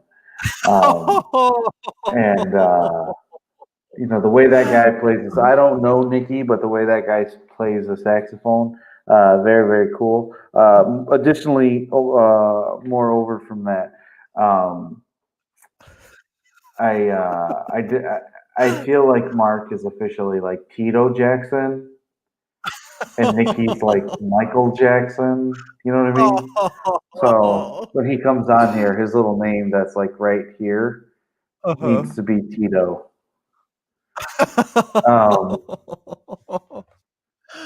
Oh my God. How are we ever gonna get Mark back onto the stream? Oh my God, dude. Oh, but yeah, that was no sidewalks, ladies and gentlemen. I'm glad a lot of you liked it out there. I had a lot of fun making it. So yeah, so that was one of the newest videos that I put out. And then I also put out this other little promo video to kind of get some new followers, get some new subscribers to the YouTube. Now this has gotten a lot of views, but only because it's part of an ad campaign that I'm running for the show, or for my channel rather. And FK, there you go. Fuck. I said that really aggressively. I'm sorry. Ha ha ha, Tito. But yeah, so this is part of a program Willie, that I ran to kind of can I just tell you something, Willie? Notoriety. Can I just talk to Willie? Go ahead, He's Willie. been in the chat a little bit. Kind of a new, seems like a new subscriber. One thing I don't like, Willie, is when people write LOL after haha, because it's just redundant. Okay, so let's not try to do that again. Okay, Willie. Let's avoid redundancies, Willie. Did you snort? Hey, I just Did you snort? I just started, and I'm not gonna do it again. God dang it! I'm not gonna do it again. Yeah, you gotta be careful, I think man. that's a goal of mine. I'm willing to assume that Willie is not young, a young person, a youngster, if you will, like Thunderbolts and Damien are. So I'd say be nice to Willie Beeman. I really like his spirit. I really like his name too. And I'd like to see him stick around for the live streams, if I do say so myself, Steve. Hell yeah. Shout out to Willie Beeman. All right. So we have this new video. But did you have anything else you wanted to say about the new song? I enjoyed it. If I was on the internet more, I'd probably like, share, and subscribe to that motherfucker. Okay. So we had my new promo for my YouTube channel and for my Facebook page as well. So here you go. Well, it's like 40 seconds, so we'll run through it here. Which, by the way, I thought it was funny, and I also wanted to mention that when I first sent this to you, you kind of got scared because it's like a semi jump scare, but it's really not a jump scare. I just kind of pop out at this. Okay, so you sent this to me at like 1 o'clock in the morning on Saturday or Sunday, and again, I couldn't sleep. I think you sent this to me the same night that I found out Chadwick Boseman died. Yeah. And I remember, like, it wasn't loading because the Wi-Fi in my Airbnb wasn't working for some damn reason. So it was like it loaded enough and then it stopped. And it's like right when you come into the screen is where it stops. I'm like, did this guy just put a jump scare on here? And it's 1 o'clock in the morning I'm in an Airbnb right now. Like I was a little nervous. And then my Airbnb had pictures of clowns everywhere. It was nerve-wracking. Oh my God, really? No. Well, I'm sorry. I did not mean to give you a scare, to give you a fright, Steve. Yep. But I don't know. I initially I was trying to come out from the side. From the left side of the screen and jump out. But it didn't really work like that when editing. But all right, let's watch this video a little bit. You like music? I do a little better than you could. Play some Clean Boy. You like video games? That's Grant. Shout out to Grant. What is the? What's that? What is the? You need some milk. So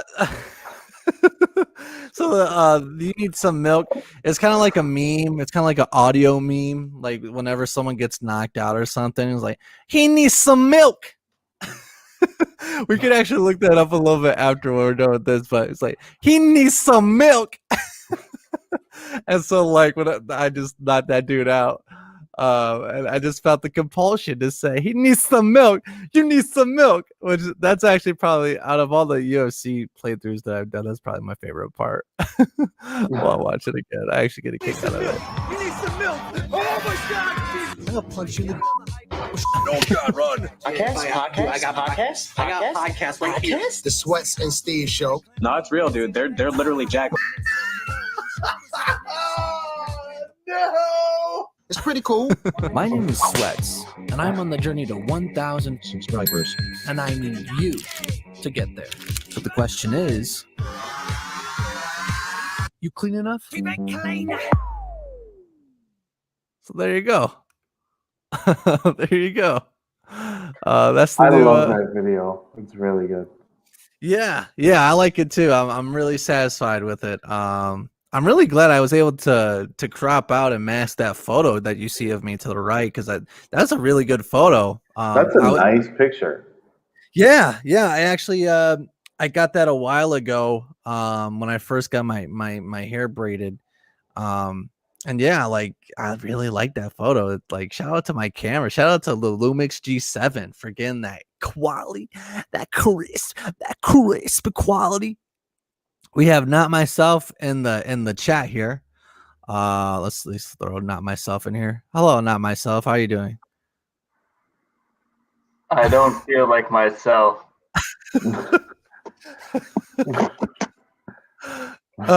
Hold on, let's see. Hey, what's up, guys?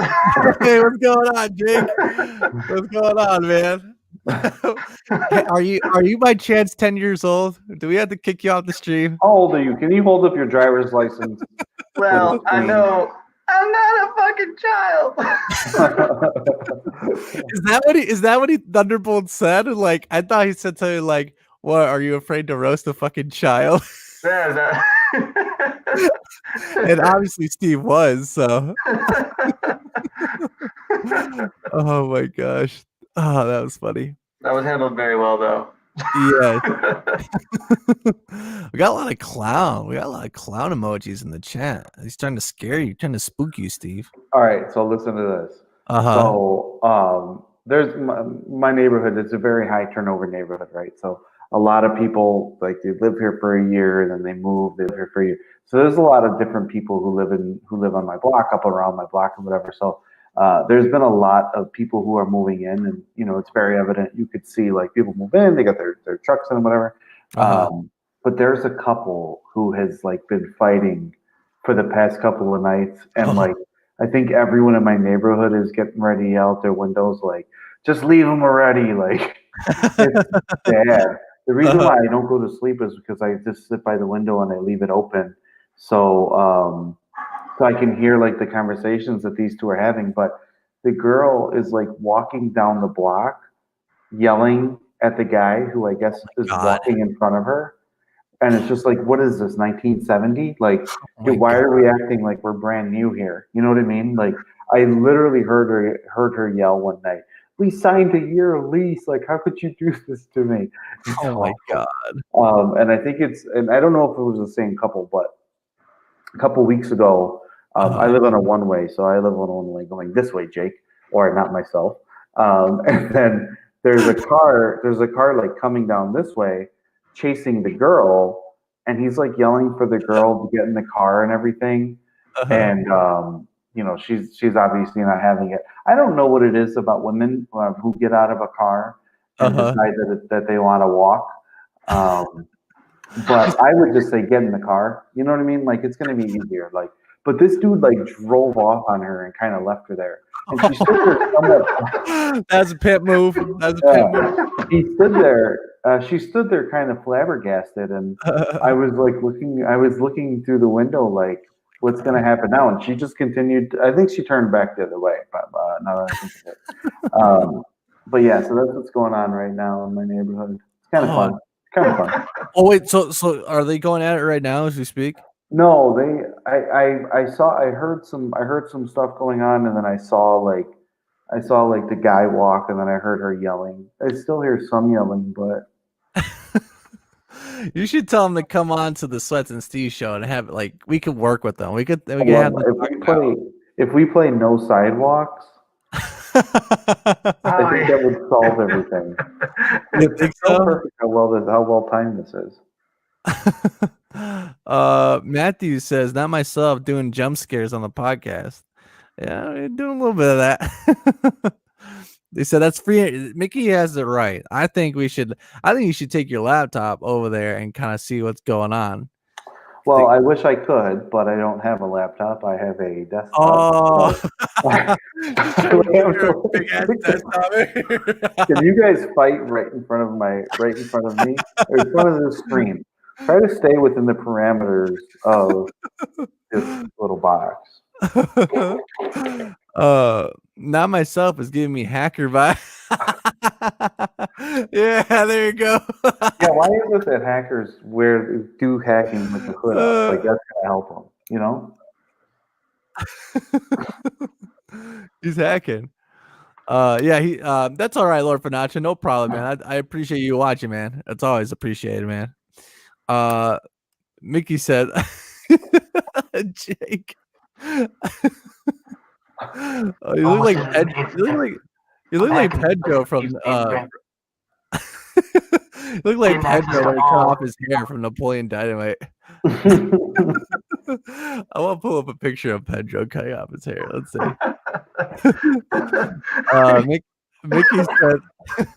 Mickey says, one time there was a group of kids who were smashing mailboxes in our neighborhood. Yeah, and the cops came and had them on the front lawn, and we cracked the window so we could watch the show. Yeah, I remember that. No, they were actually. I think they were like I think they were like smashing them, but I think they were like stealing them. Like they were like taking shovels and like digging up a whole fucking mailbox and like carrying it over their shoulder like it was a crucifix or something. That's a It shame. was a cross. And yeah, I remember seeing that. Gosh, is Sweat to see the new Maury? Maybe. Are we gonna have to look into it? I think we are. My head. My head look into it. All right, you hit that shot though, man. You're not stuck in traffic. You are traffic. Oh man. Oh my gosh, dude. Jeez Louise, Steve. Oh my gosh. But what's going on with you, Jake? How you doing tonight, man? I'm good. Good. Yeah? Just chilling. Yep. Just Yep. chilling? Yeah. Any thoughts that weigh deeply on your mind right now that you like to discuss with us? So many that I So don't want to many? discuss any. What's one? No, I What's don't really one? have anything. No, I just feel like it's better to pretend like you have things on your mind. This is my dad right here. Hi, Mr. Newton. Just gonna turn this way now. I think he has some things he wants to say on the podcast. Yeah, bring him on the podcast. Is he subscribed to Jake? No. No. Can we get him subscribed? We tried to give him a cell phone once, and he It never didn't work turned it out? on. He never turned it on, so I ended up taking it. I'm just kidding. It just wasn't chemistry with him and the cell phone. Yeah. All right, they're walking around. Yeah, they were walking around those mailboxes. Like, God, who thinks of that? Some clever kids there. We need to make a compilation of Steve's hair growth. I'd tune into that. That's a good question. Actually, I wanted to present to you, Steve. Steve, do you ever plan on like, and I don't mean this like judgmental way, of course, but like as far as your hair. No, let's not offend Steve for the fourth time tonight. If you ever Listen, I can literally rattle off every single time that you've insulted me. You told me that I wouldn't be good at basketball. You told me that you couldn't imagine that I'd be good at basketball. You told me that I wouldn't be a good actor. That was tonight, by the way. And now you're getting ready to tell me like, hey, what's going on with your hair? Are you going to cut it soon? Well, I have had multiple multiple viewers ask about your hair. And again, I don't say this in a judgmental way, Steve. No.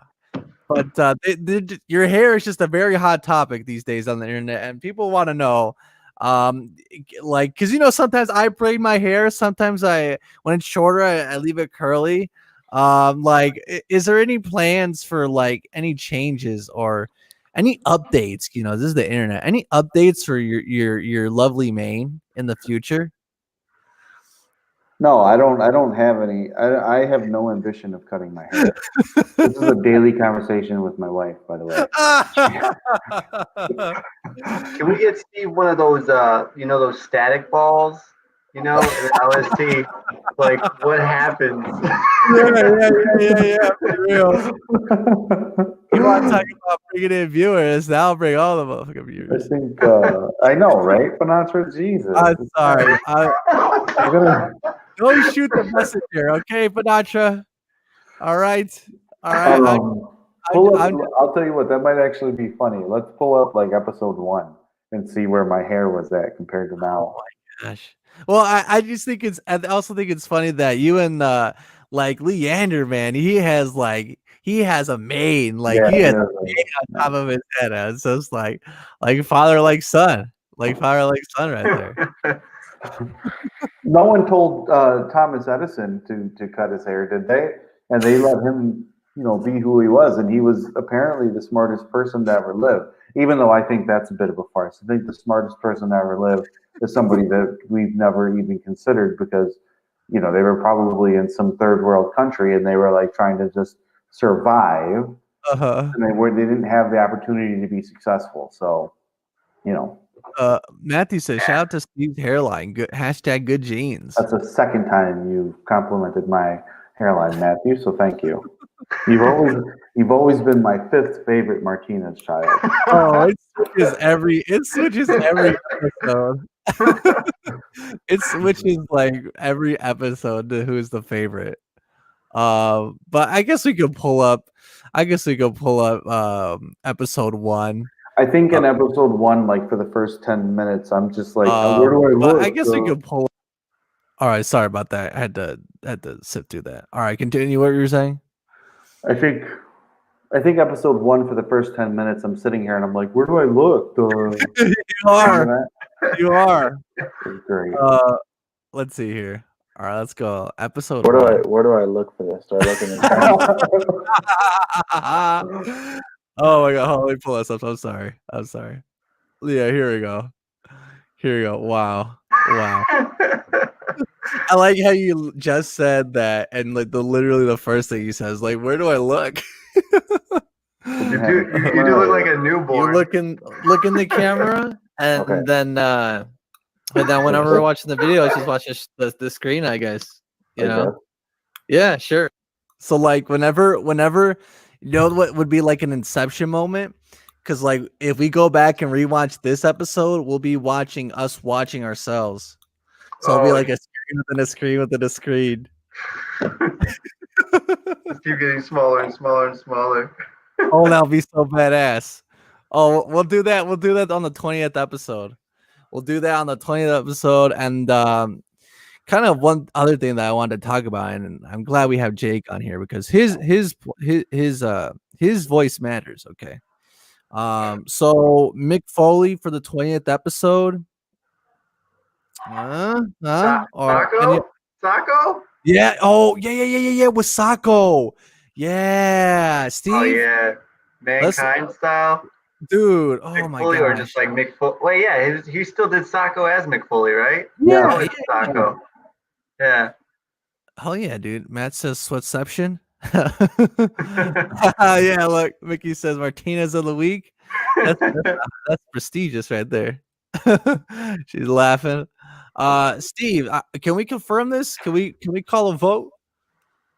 Can we call a vote on Sacco for the 20th episode? I think we can do him. Yeah, let me see how much he is. Go ahead and see how much he is. But yeah. Oh, you know who's on Cameo is Bret the Hitman Hart. Oh my god. Yeah, we know. He's not yeah, we know. Punk ass.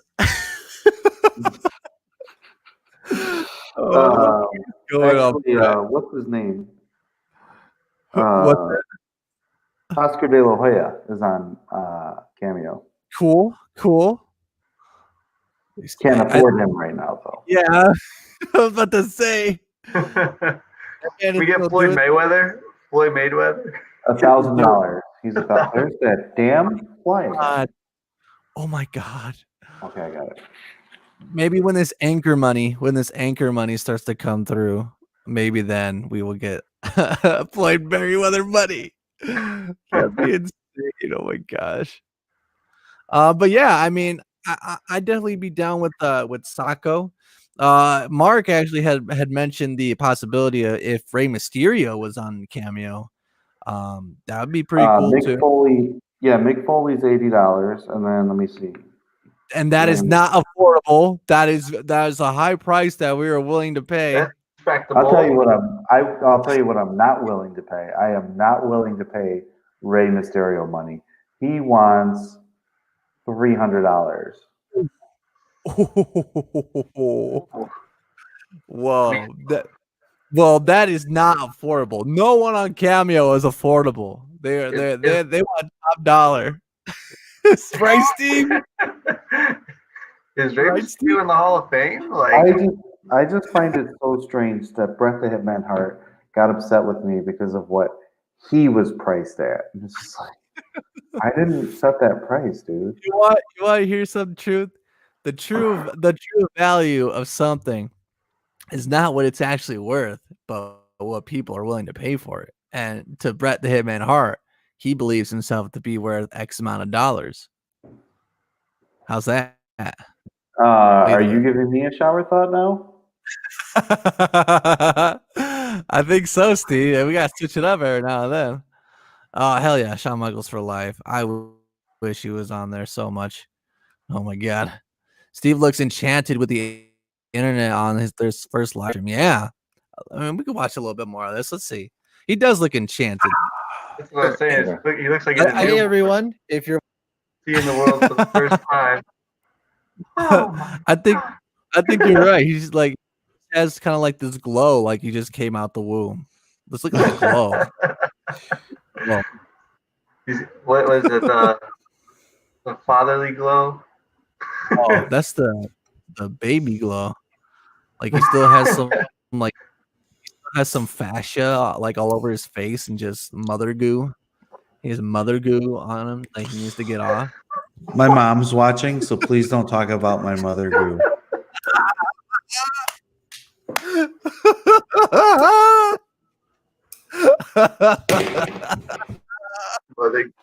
Mother goose. Yeah, that's what I said. I said mother goose, not mother goo. You've officially creeped out Aunt Julie, by the way.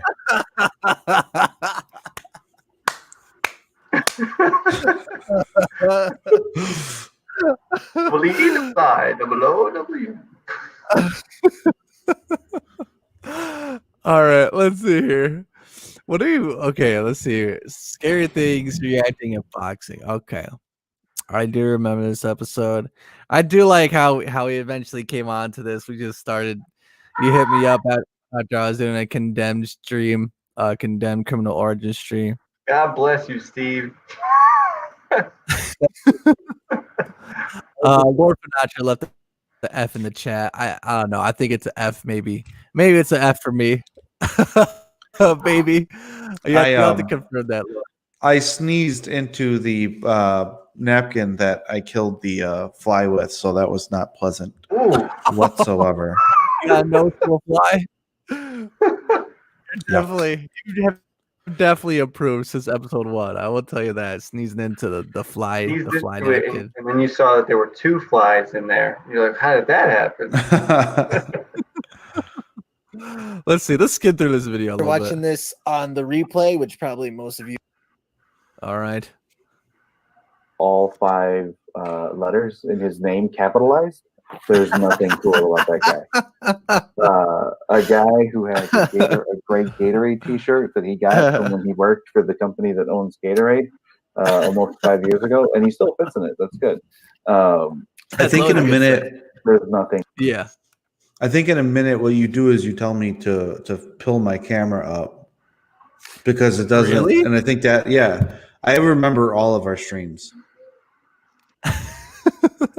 Mickey says, LMAO, please don't ever say mother goo ever again. Wait, it's so funny. It is so funny how shower thoughts always has relevance to what I was thinking about in the shower a couple days ago. People who say, don't tell me what to do are also hypocrites. There you go. Damn, Steve. It's like, well, I can't tell you. Yeah, man. I mean, I gotta say this: Shower Thoughts has definitely become like a show within a show. Yeah, on the podcast for sure. And I definitely put a lot of work. Yeah, I know you do, Steve. And I think the fans do appreciate your Shower Thoughts. I don't think the show would be the same without it. Which is actually like, when did you start the Shower Thoughts? Maybe like the third episode 2 or 3. Yeah. Yeah. It's definitely a welcomed evolution to the show. But I guess we could see a little bit more. Can I just say to everyone who's out there, I really appreciate. No, don't say it. I appreciate when you guys come onto the show and I say Shower Thoughts. I appreciate the fact that you guys respect the open rule of don't disrespect the shower thought. There you go. Whatever happened to Geek Chorus? Geek Chorus, I think he's a little busy right now. He does kind of work an odd schedule. Maybe I could reach out to him again. Maybe get him back on the stream. Yeah. That'd be nice to have him and Panacha in the chat for sure. I'm actually thinking of. I guess I could can let you know what because I do like bringing in guests and everything. I'm actually gonna try to bring in a guest that that I don't know, but I'm gonna reach out to him. An owner of a small house, a tiny house. Are you familiar with that concept, Steve? I don't think I need to know too much about it to understand what it is based on the description of it. I'm gonna venture here a little bit. Use that old college degree that I got. Small house. I'm going to venture and say that it is a house that is not as big as a normal house. You would be absolutely correct. You are just the true scholar, Steve. I'm the belle of the ball. Which, by the way, what did you get your degree in when you went to school? What was your degree in? Was it in like logistics or something? Painting. Painting? Yeah. Really? Yeah. Paint? Not well. I mean, anybody could paint. It just depends if you could do it well or not. It depends if other people think that what you do is well, or if you're painting as well, which leads me to my next shower thoughts. All right, go ahead. Yeah. We judge ourselves by our intentions, and we judge others by their behaviors.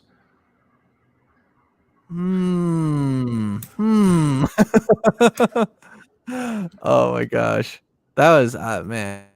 You're like, I'm gonna cry. Mickey says saying "Don't tell me what to do" as a response to have a good day is a real power move. Yeah, that happened to me in real life once, by the way. Really? I was walking in downtown Chicago, and this lady almost got hit by a car, and I yelled to her. I said, "Hey, watch out!" And she turns around and she says, "Don't you tell me what to do." And I'm just like, okay. Get hit by a car and die, you old bitch. I don't know what to tell you. Jesus. Did you collect her shoes later? I probably should have. But she literally like turned around and was like, "Don't you tell me what to do." It's just like, on this busy street, you know that it was me. That's so strange. You can't save everybody, Steve. That's the unfortunate truth of the world we live in. You can't save everybody.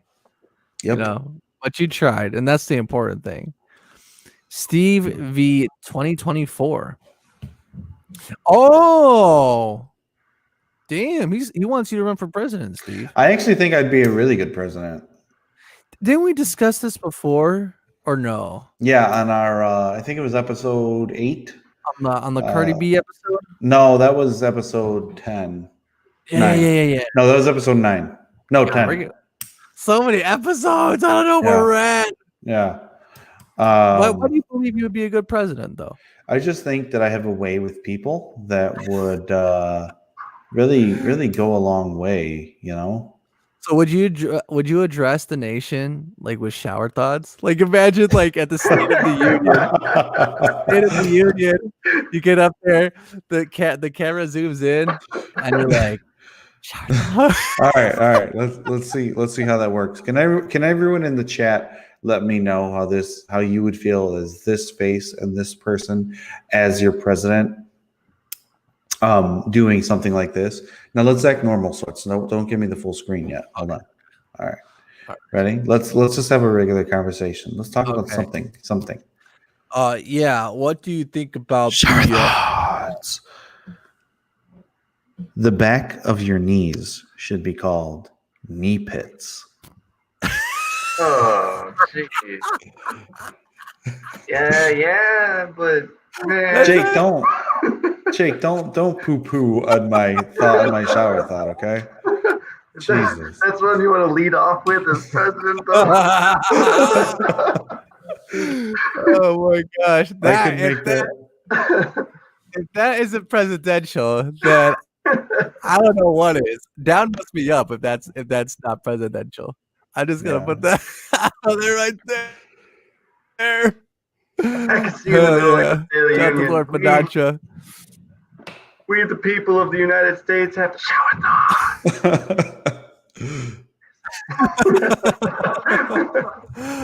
like you know what a filibuster is, Steve? You know what a filibuster is? I've heard of it. I don't filibuster- remember. A filibuster is when they're having meetings or trying to pass legislation in the House or Congress, and to block it, just to block anything that goes through. They just can get up and speak for as long as they want to block the vote, to stop it from happening. So if you were to do a filibuster, you could just get up there and do shower thoughts the entire time. I just feel like, well, when you said filibuster, I just thought you were talking about Mark Perez because of the word buster.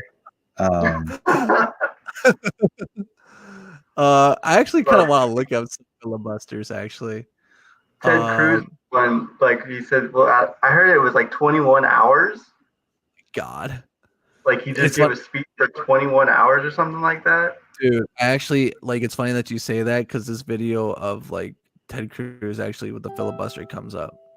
You want to know why the job economy is so bad, why there's so few jobs, why we've got the lowest workforce participation in decades in the economy, and small businesses ever before. Okay, Ted, is this gonna get funny, Ted? No. An act to avert this trend. God, Ted, come on, entertain us, Ted. Come on, here, let's see. Let's look up funny filibusters, because Ted is just. Do we really need an adjective in there? Shout out to adjectives. Oh yeah, dude. Shout out to. Put a link in the description. Put a link. Can you in the imagine if the world didn't have adjectives? If you were to you meet a young chickadee, Sweats. You play her no sidewalks. An old enough chickadee, a legal chickadee. But you meet a legal chickadee, and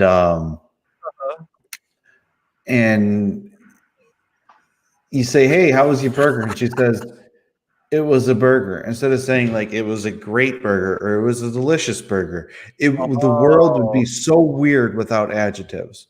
There'd be nothing to talk about. It would be. That is something to talk about. That's something to talk about when you address the nation, whenever you're running for president. That's you bust it down right there and say, listen, we need to get this right. We cannot live without adjectives. This man went for 24 hours. I'm not gonna watch it again. Senator Al Franken is still seriously funny. Well, he's no longer in office anymore. So, well, let's see if this really is funny. Let's go back to the Midwest, Senator Franken. Thank you, Mr. Chairman, and thank you for calling this hearing.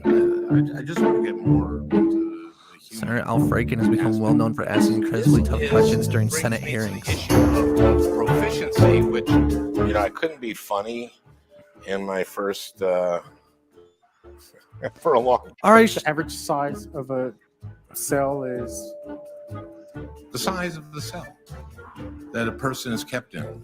Yeah, you're kind of taking. I want to get some idea. I'm about to call an F for the Washington Post. Am I asking this wrong? These aren't filibusters. Washington Post, get your shit straight. Put an F in the chat for the Washington Post, please.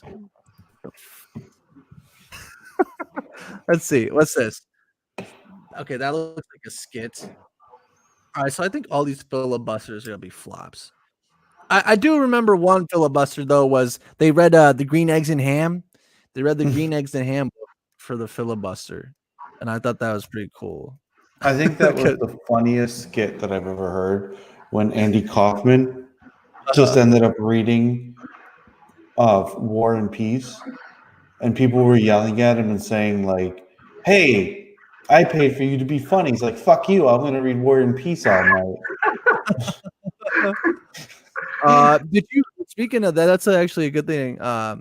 Did you ever watch that documentary, Jim and Andy on Netflix? No. You want to talk about? Oh, you haven't?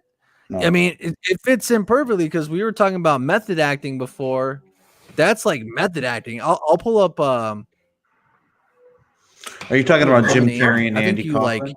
That's called identity theft. Yeah. That's called. That's definitely called something, Jake, because Jim Carrey is a very weird guy. Yeah, dude. Yeah. Let's see. He's only gotten Dude, crazier check with this out. time. Yeah. Jim Carrey is an absolute method actor. That's actually 24 minutes. I'm not gonna sit through that, but here, let's watch this trailer. Let's see. Let's watch. Hopefully Netflix doesn't do shit with this. Yes. How did you start this movie? Yeah. Good evening, ladies and gentlemen. My name is Jim Carrey, and how are you this evening? Alrighty then. Finding out you have something special and it gets a reaction. That's how I got Hell yeah. attention and love. After all these Washington Post motherfuckers. Andy Kaufman came in to turn reality on its head and not stop when the camera stopped. Andy Kaufman cared less about making his audience laugh than keeping them confused. He blew my mind. When I heard I had the part, I was looking at the ocean, and that's the moment when Andy came back to make his movie. Hello. What happened What are you thinking so far, Steve? Will you go out and watch this documentary? I'm actually interested in this. It is interesting. Jake, have you seen this before? I've seen the trailer and I know what it's about. I know the premise of it, but I didn't watch it now. Maybe you should reconsider. But, It's but I do know definitely that, like, people. I heard about people's commentary on it about how people on the show were like getting so angry with him, like, and the way that he became even off the set as this person. So yeah, it was interesting. Yeah, Steve, and Jake, you as well. I think it'd be an interesting watch for you guys. I really think you might, especially you, Steve, because that skeptic. I mean, it'll definitely challenge you because I know you like to challenge this sort of thing with the whole method acting and whatever. But it'll definitely be an experience for you. Well, I think that this one would probably be one that I believe because I'm absolutely convinced that Jim Carrey is a psychopath. He kind of, and I'm not even saying that to be funny or mean or anything. I just think there's certain people that have like that weird thing in the back of their head. And I don't say this to be disrespectful or anything like that. I don't think I'm going to piss anyone off by what I'm about to say, but like Robin Williams was kind of like that too. Where it's like they have that weird thing where they don't know how to control themselves. You know what I mean? Like there's no leash, like they don't hold themselves back in certain things. And like those are two guys that I think like they have nonstop energy that I think kind of defeats them in the long run. So yeah, I think if anybody was able to do something like that, it definitely would be Jim Carrey. Yeah, I definitely see what you're saying with that. Let's see. Let's keep watching this trailer. Out of my control. Hopefully Netflix doesn't come after this video. I don't like it. I want to do one more. Andy felt it was necessary to stay in the character. See, because now he's talking. He's using Andy's name. He's not even using his name at that point. So like, I really think you would walk away like. You might end up like hating this documentary, Steve. I don't believe that the skeptic in you has what it takes to stomach this nonsense called method acting, right, Steve? Is this my homework for episode 12? I think it is. Honestly, I really want to see what your reaction is to this because I mean, honestly, like the concept of watch parties, I would like if you were to do a watch party of this or you would record your reaction. Watch party? Yeah, you know what? That might be something interesting to do. Like if you were just like to turn on your like camera, like if you were to go into StreamYard and like, cause you could record yourself. Like if you were to record your reactions to watching the documentary, like I would like watch the entire thing, like side by side the movie, just to see like what your thought process is while watching it. All right. Well, I'll tell you what. Mickey says, Go ahead. Mickey says that. Mickey says, I just got angry just watching it. Yeah, I know she didn't like that very much. She thought she was being a weirdo asshole. Lord Vanatra says, oh, I thought Steve was subscribing me. There are no words that can describe Lord Vanatra. I'm just going to throw it out there right now. Except for Lord and Vanatra. Yes. Back to those very adjectives, right? regal. Like that. All right, I'll tell you what. So let's finish this. Yeah. And then I think my homework. Here's what I'm going to do. I'm going to get a notebook. I'm going to get a pen. Yeah. I'm going to get some whiskey. Yes. And then I am going to. Yep, that notebook right there. A pen right there. Jake, if you can do me a favor and send it to me, I'd really appreciate it. So what we're going to do? We'll get it to you in about 6 weeks. No, you pay for the expedited shipping. Do it for the stream. You cheap ass. Yeah, so I think what we'll do is I'll watch that because I'm actually on vacation starting at like noon tomorrow. So I will watch that and I'll make my notes and I'll review my notes during that. We'll review my notes next week on this documentary. Yes, please do that. Yeah, like you can jot them down in between, or you could just like jot them down all at the end. Like, I'd really like to see what your take is on this. That'll be really entertaining to see for sure. Okay, I can do that. Let's see. Let's go through this trailer. Let's finish it off. The way Andy was, it's totally surreal. Shout out to Paul Giamatti. And this crazy melodrama started happening all over the place. Jimmy said they came down hard. Who's they? Universal didn't want the footage we took behind the scenes to surface so that people wouldn't think I was an asshole. I don't need to make a movie. I was thinking, how far should I take this? Sound check. It's working. How far would Andy take it? Oh, and have people that are going to sue this production for mental stress. When the movie was over, I couldn't remember who I was anymore. So you step through the door not knowing what's on the other side. What's on the other side is everything. Oh, no, don't take down this video. No, shut up. Oh man on the moon. Oh man on the moon. All right, let me turn it down a little bit, motherfuckers. All right, yeah. Okay. As well as I can know. But who do you know? Even when they're right in front of you. That's a good beer. So Jim and Andy, The Great Beyond. So that's your homework for this week. Steve. Okay, Sweats. Yeah, I'm actually interested in it. It seems entertaining. This is like what Redman said about our show. I'm saying this about Jim Carrey. Seems entertaining. I'm actually going to see if Jim Carrey would be a guest on the podcast. Go ahead, dude. I'm gonna, because you know what? So here's what I started to like research. I started to research like, well, how can I get people on this podcast? Because I think it'd be so cool. Like, this is kind of the weird part about me, right? Like, I think it'd be really cool if we can get somebody somewhat famous on the podcast talking to us for like 30 minutes. So like Chad Ochocinco will talk to us for like $300 for 30 minutes. I think that's a lot for Chad Ochocinco. So I wouldn't do that. But then like I started looking like, okay, well, these people have to have management companies. So what are these management companies that these people, are a part of? and then like you can do bookings and you can have them show up and you can have them do this stuff. So I'm trying to find someone who's reasonably priced. Yes. The Hitman Heart. Trying to find somebody who's reasonably priced.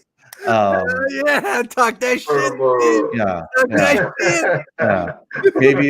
Maybe if you weren't the Intercontinental Champion and the World Heavyweight Champion, you could have asked for a lot more money. But I think it's one of those things where it's just like if I can find somebody who's like at a reasonable price for like 30 minutes, where we can, and I would just find it funny if we can get that person on here and we don't even have that 1,000 subscribers, which I know you will get, Sweats. I know you will get it. But I know I'll get it too. I know you'll get it, but I just find it funny if I get that. If we can do that. Yeah.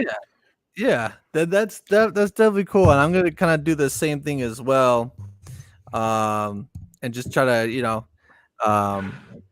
find some interesting people with some interesting stories. That's always what I always appreciate that, and think that's fun. But yeah, do you feel compelled, Jake, to watch that documentary now? Or are you still you just gonna wait for Steve's reaction? Yeah, I don't know. I have a good opinion of Jim Carrey at the moment for the most part. I don't know if I want to ruin it. So. Will you come back next week and kind of give us your opinion? I could do that, yeah. Yeah, because I'd like, unless you want to give it right now. Well, I wouldn't be opposed to that because, or you want to save it? Yeah, I haven't seen it, so I mean, I will say this: it looks like he just like went full. He like Steve's.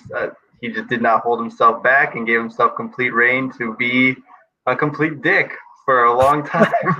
So yeah, I'll watch it. I'll check it out. Hell yeah. That would be badass. I'm just gonna throw this out there so like you guys know that I love that documentary. I thought it was great. I don't like I get it, but I mean I don't think I could bring myself to be an asshole really. At least not intentionally. Like the portrayal was, but I did like the documentary and I did love the zaniness and the spectacle of it. That's just my general kind of stance on it. And I think I could get more in depth, but I want to hear your reactions first and kind of break it down once I hear your guys' perspective. So that'll be cool. That'd be a cool thing we could do next week. Yeah, I think we've gone long enough for tonight. So actually I researched it a little bit and I did find a way to get in touch with Jim Carrey. No promises that I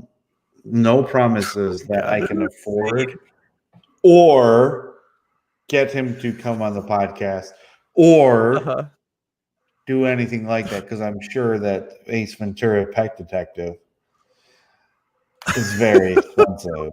Don't say that, Steve. He's never gonna come on. You rolled your eyes.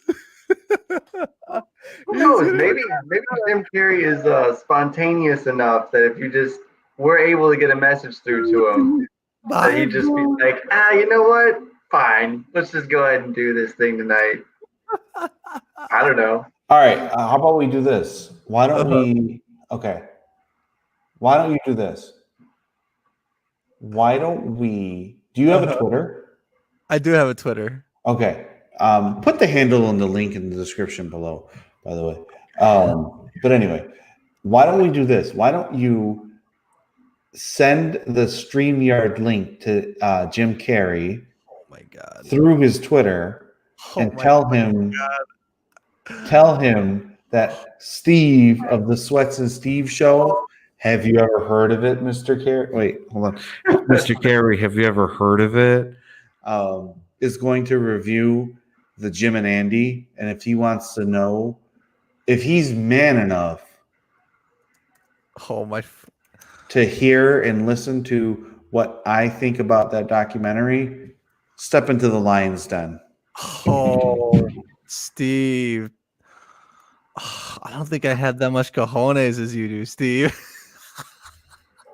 Oh my gosh, that's like such a big like. Oh my, I mean, I could barely contain myself when Redman was on. It just that's a tall order, Steve. Thank you, Listen, Lord Fernandra. Let me tell you. Yeah. When you meet Halle Berry, it all goes downhill from there.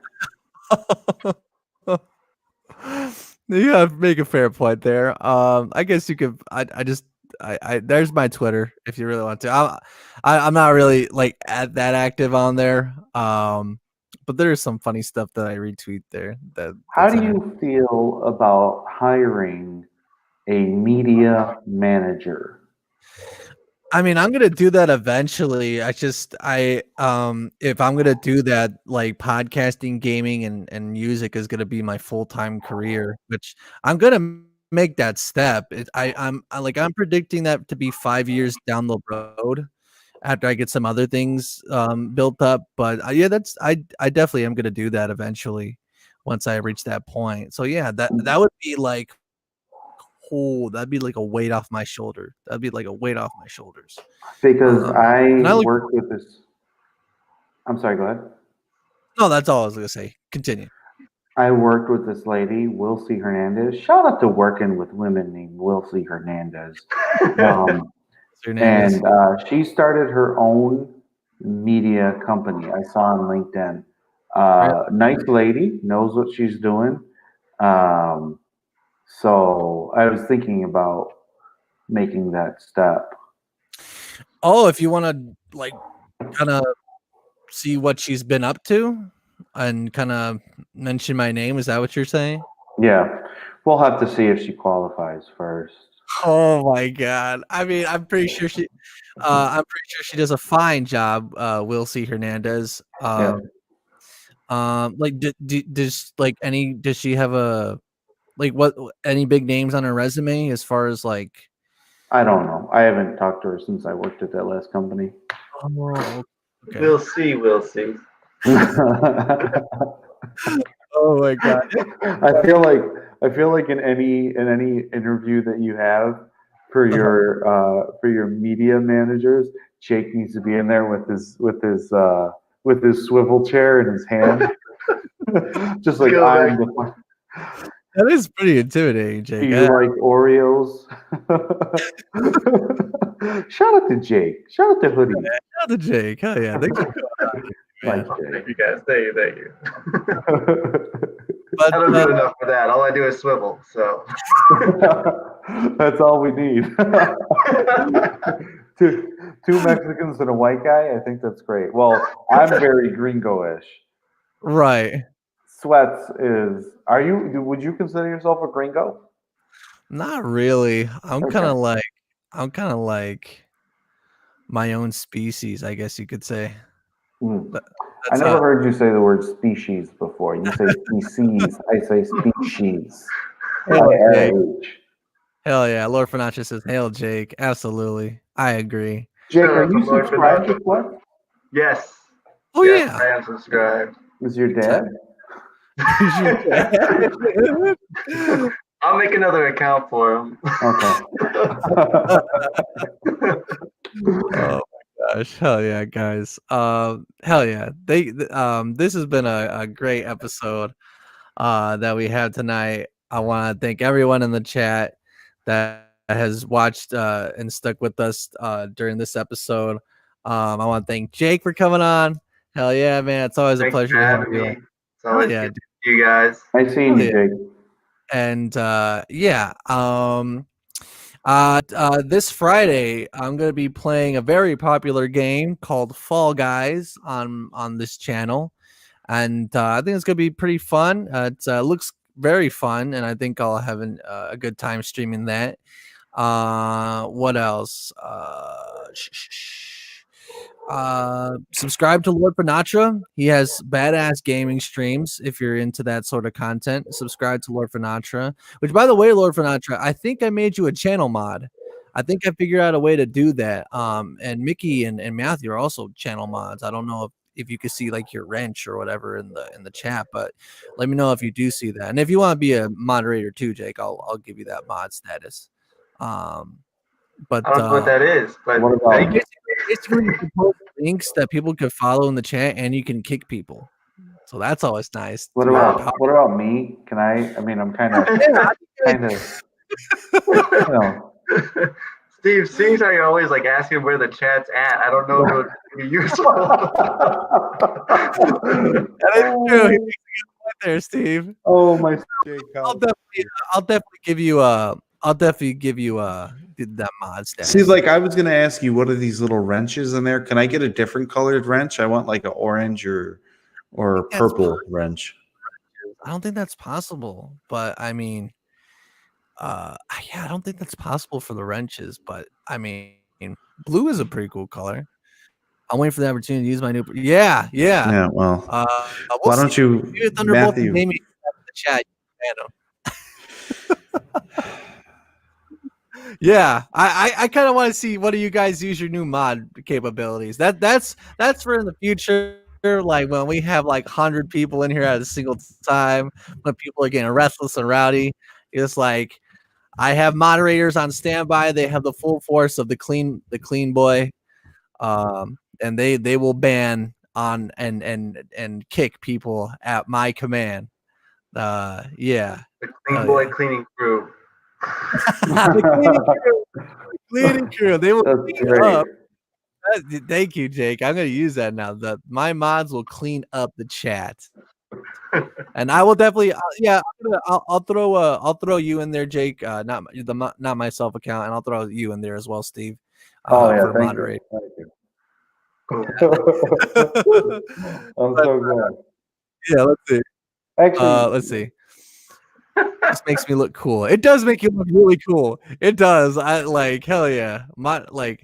Willie Beeman wants him on. Okay, maybe you have to tune in the next couple episodes, Willie Beeman, and you have to share out and like the stream too if you want that mod status, Willie Beeman. I was wondering what the wrench was for. Yeah, Mick. So you can kick people at my command. You have, if I'm the captain, you are like I don't know what comes underneath the captain, like a general or a corporal. General. I don't know.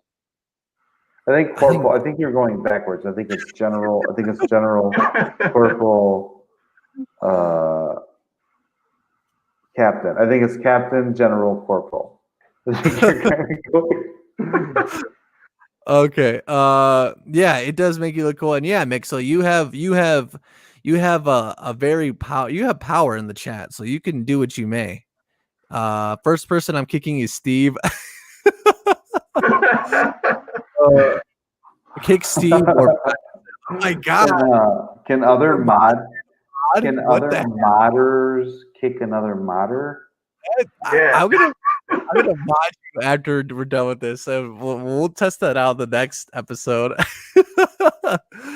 Oh, that's what we call a hostile takeover. Hell yeah! Wrenches for everybody. Wrenches for everybody that's still here. Hell yeah! But I'll definitely get you a wrench, Steve and Jake. But yeah, I kind of don't want one now. I mean, if you're giving them out to everyone, I kind of don't want one.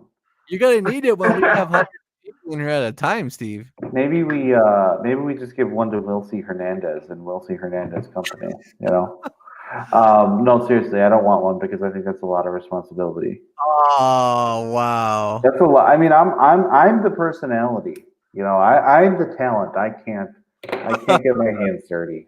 That's very humble. That's very humble, Steve. Which, by the way, a good strategy though, so you can focus on conversations at hand. That way, the people outside can keep it clean. Yeah.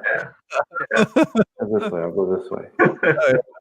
Which, by the way, I'm actually not able to see D lives because I'm streaming to D live as well, but I'm not able to see in the comments from here. Might not go to D live anymore. I mean, I'm sorry if we have had D live viewers, but I just can't see your chats and stuff. So I'm a little disappointed in that. So I don't know if D live might just go back to Periscope or Twitch even. But yeah, if that's pretty much all, so yeah, so next week we're gonna be talking about that Jim and Andy documentary, and I'm gonna try to get a guest on here to talk about maybe talk about minimalism, because that's something that I want to talk about, and I could go at that from my own perspective as well. But I think if that just about does it for this episode. Let's see what's Willie Beeman saying. No, Matthew, next family party, I'm kicking your ass. Be ready. Oh my god. Whoa. You gotta be careful, Willie Beeman. I don't know. I was telling you could get a wrench before, but This guy's, hey, you better be careful, Willie Beeman, because Matthew has a wrench and you don't right now. You get your ass kicked. I'll Go take ahead, a Matt. wrench over a beam any day. Use that wrench, Matt. Let me see. Feel Let me like- know. Let me see what happens. I just want to see. I just want to see someone get kicked. I just want to see it. Use it, Matt.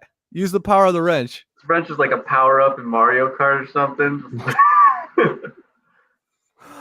Go ahead, Matt. Use it. Wield the wrench.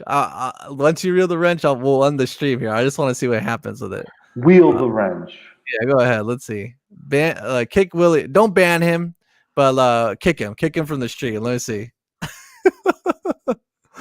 Oh my That's god. so But mean. in the meantime, all right, let's see. I don't remember seeing you in my family tree. Go ahead, Matt. Go ahead, Matt. Use that wrench. Let's see you kick him. Just to flex a little bit. That's all. Oh my gosh. Oh, let's see, get some. Hell yeah. Thank you for always like sharing my streams out, Lord Fernatra, on Twitter. I'm gonna go back to Periscope because it actually provides like actual visual. But yeah, let's see here. I put him on timeout. Okay, all right, that's a good exercise in power. Good. Well, that's good. I like to see my viewers have a little bit more power. But yeah, I think we'll end it here, guys. I just want to say thank you all for watching. Thank you all for liking and sharing out. If you haven't, I'd appreciate if you do it now so people can catch the replay and stuff. We will see you next week, same time, same place. The journey to 1,000 subs/followers is on the way. Facebook is growing. YouTube, it's a little slow, but I'm gonna work some things out to try to get the YouTube channel. There you go. We're gonna skyrocket, baby. That's what I like to see. But yeah, thank you all for watching, and thank you, Jake, for coming on as well.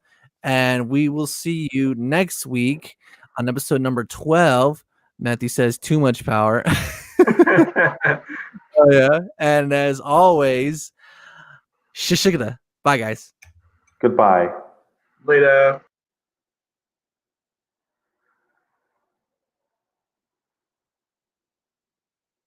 I don't think he ended it. I think I'm still here.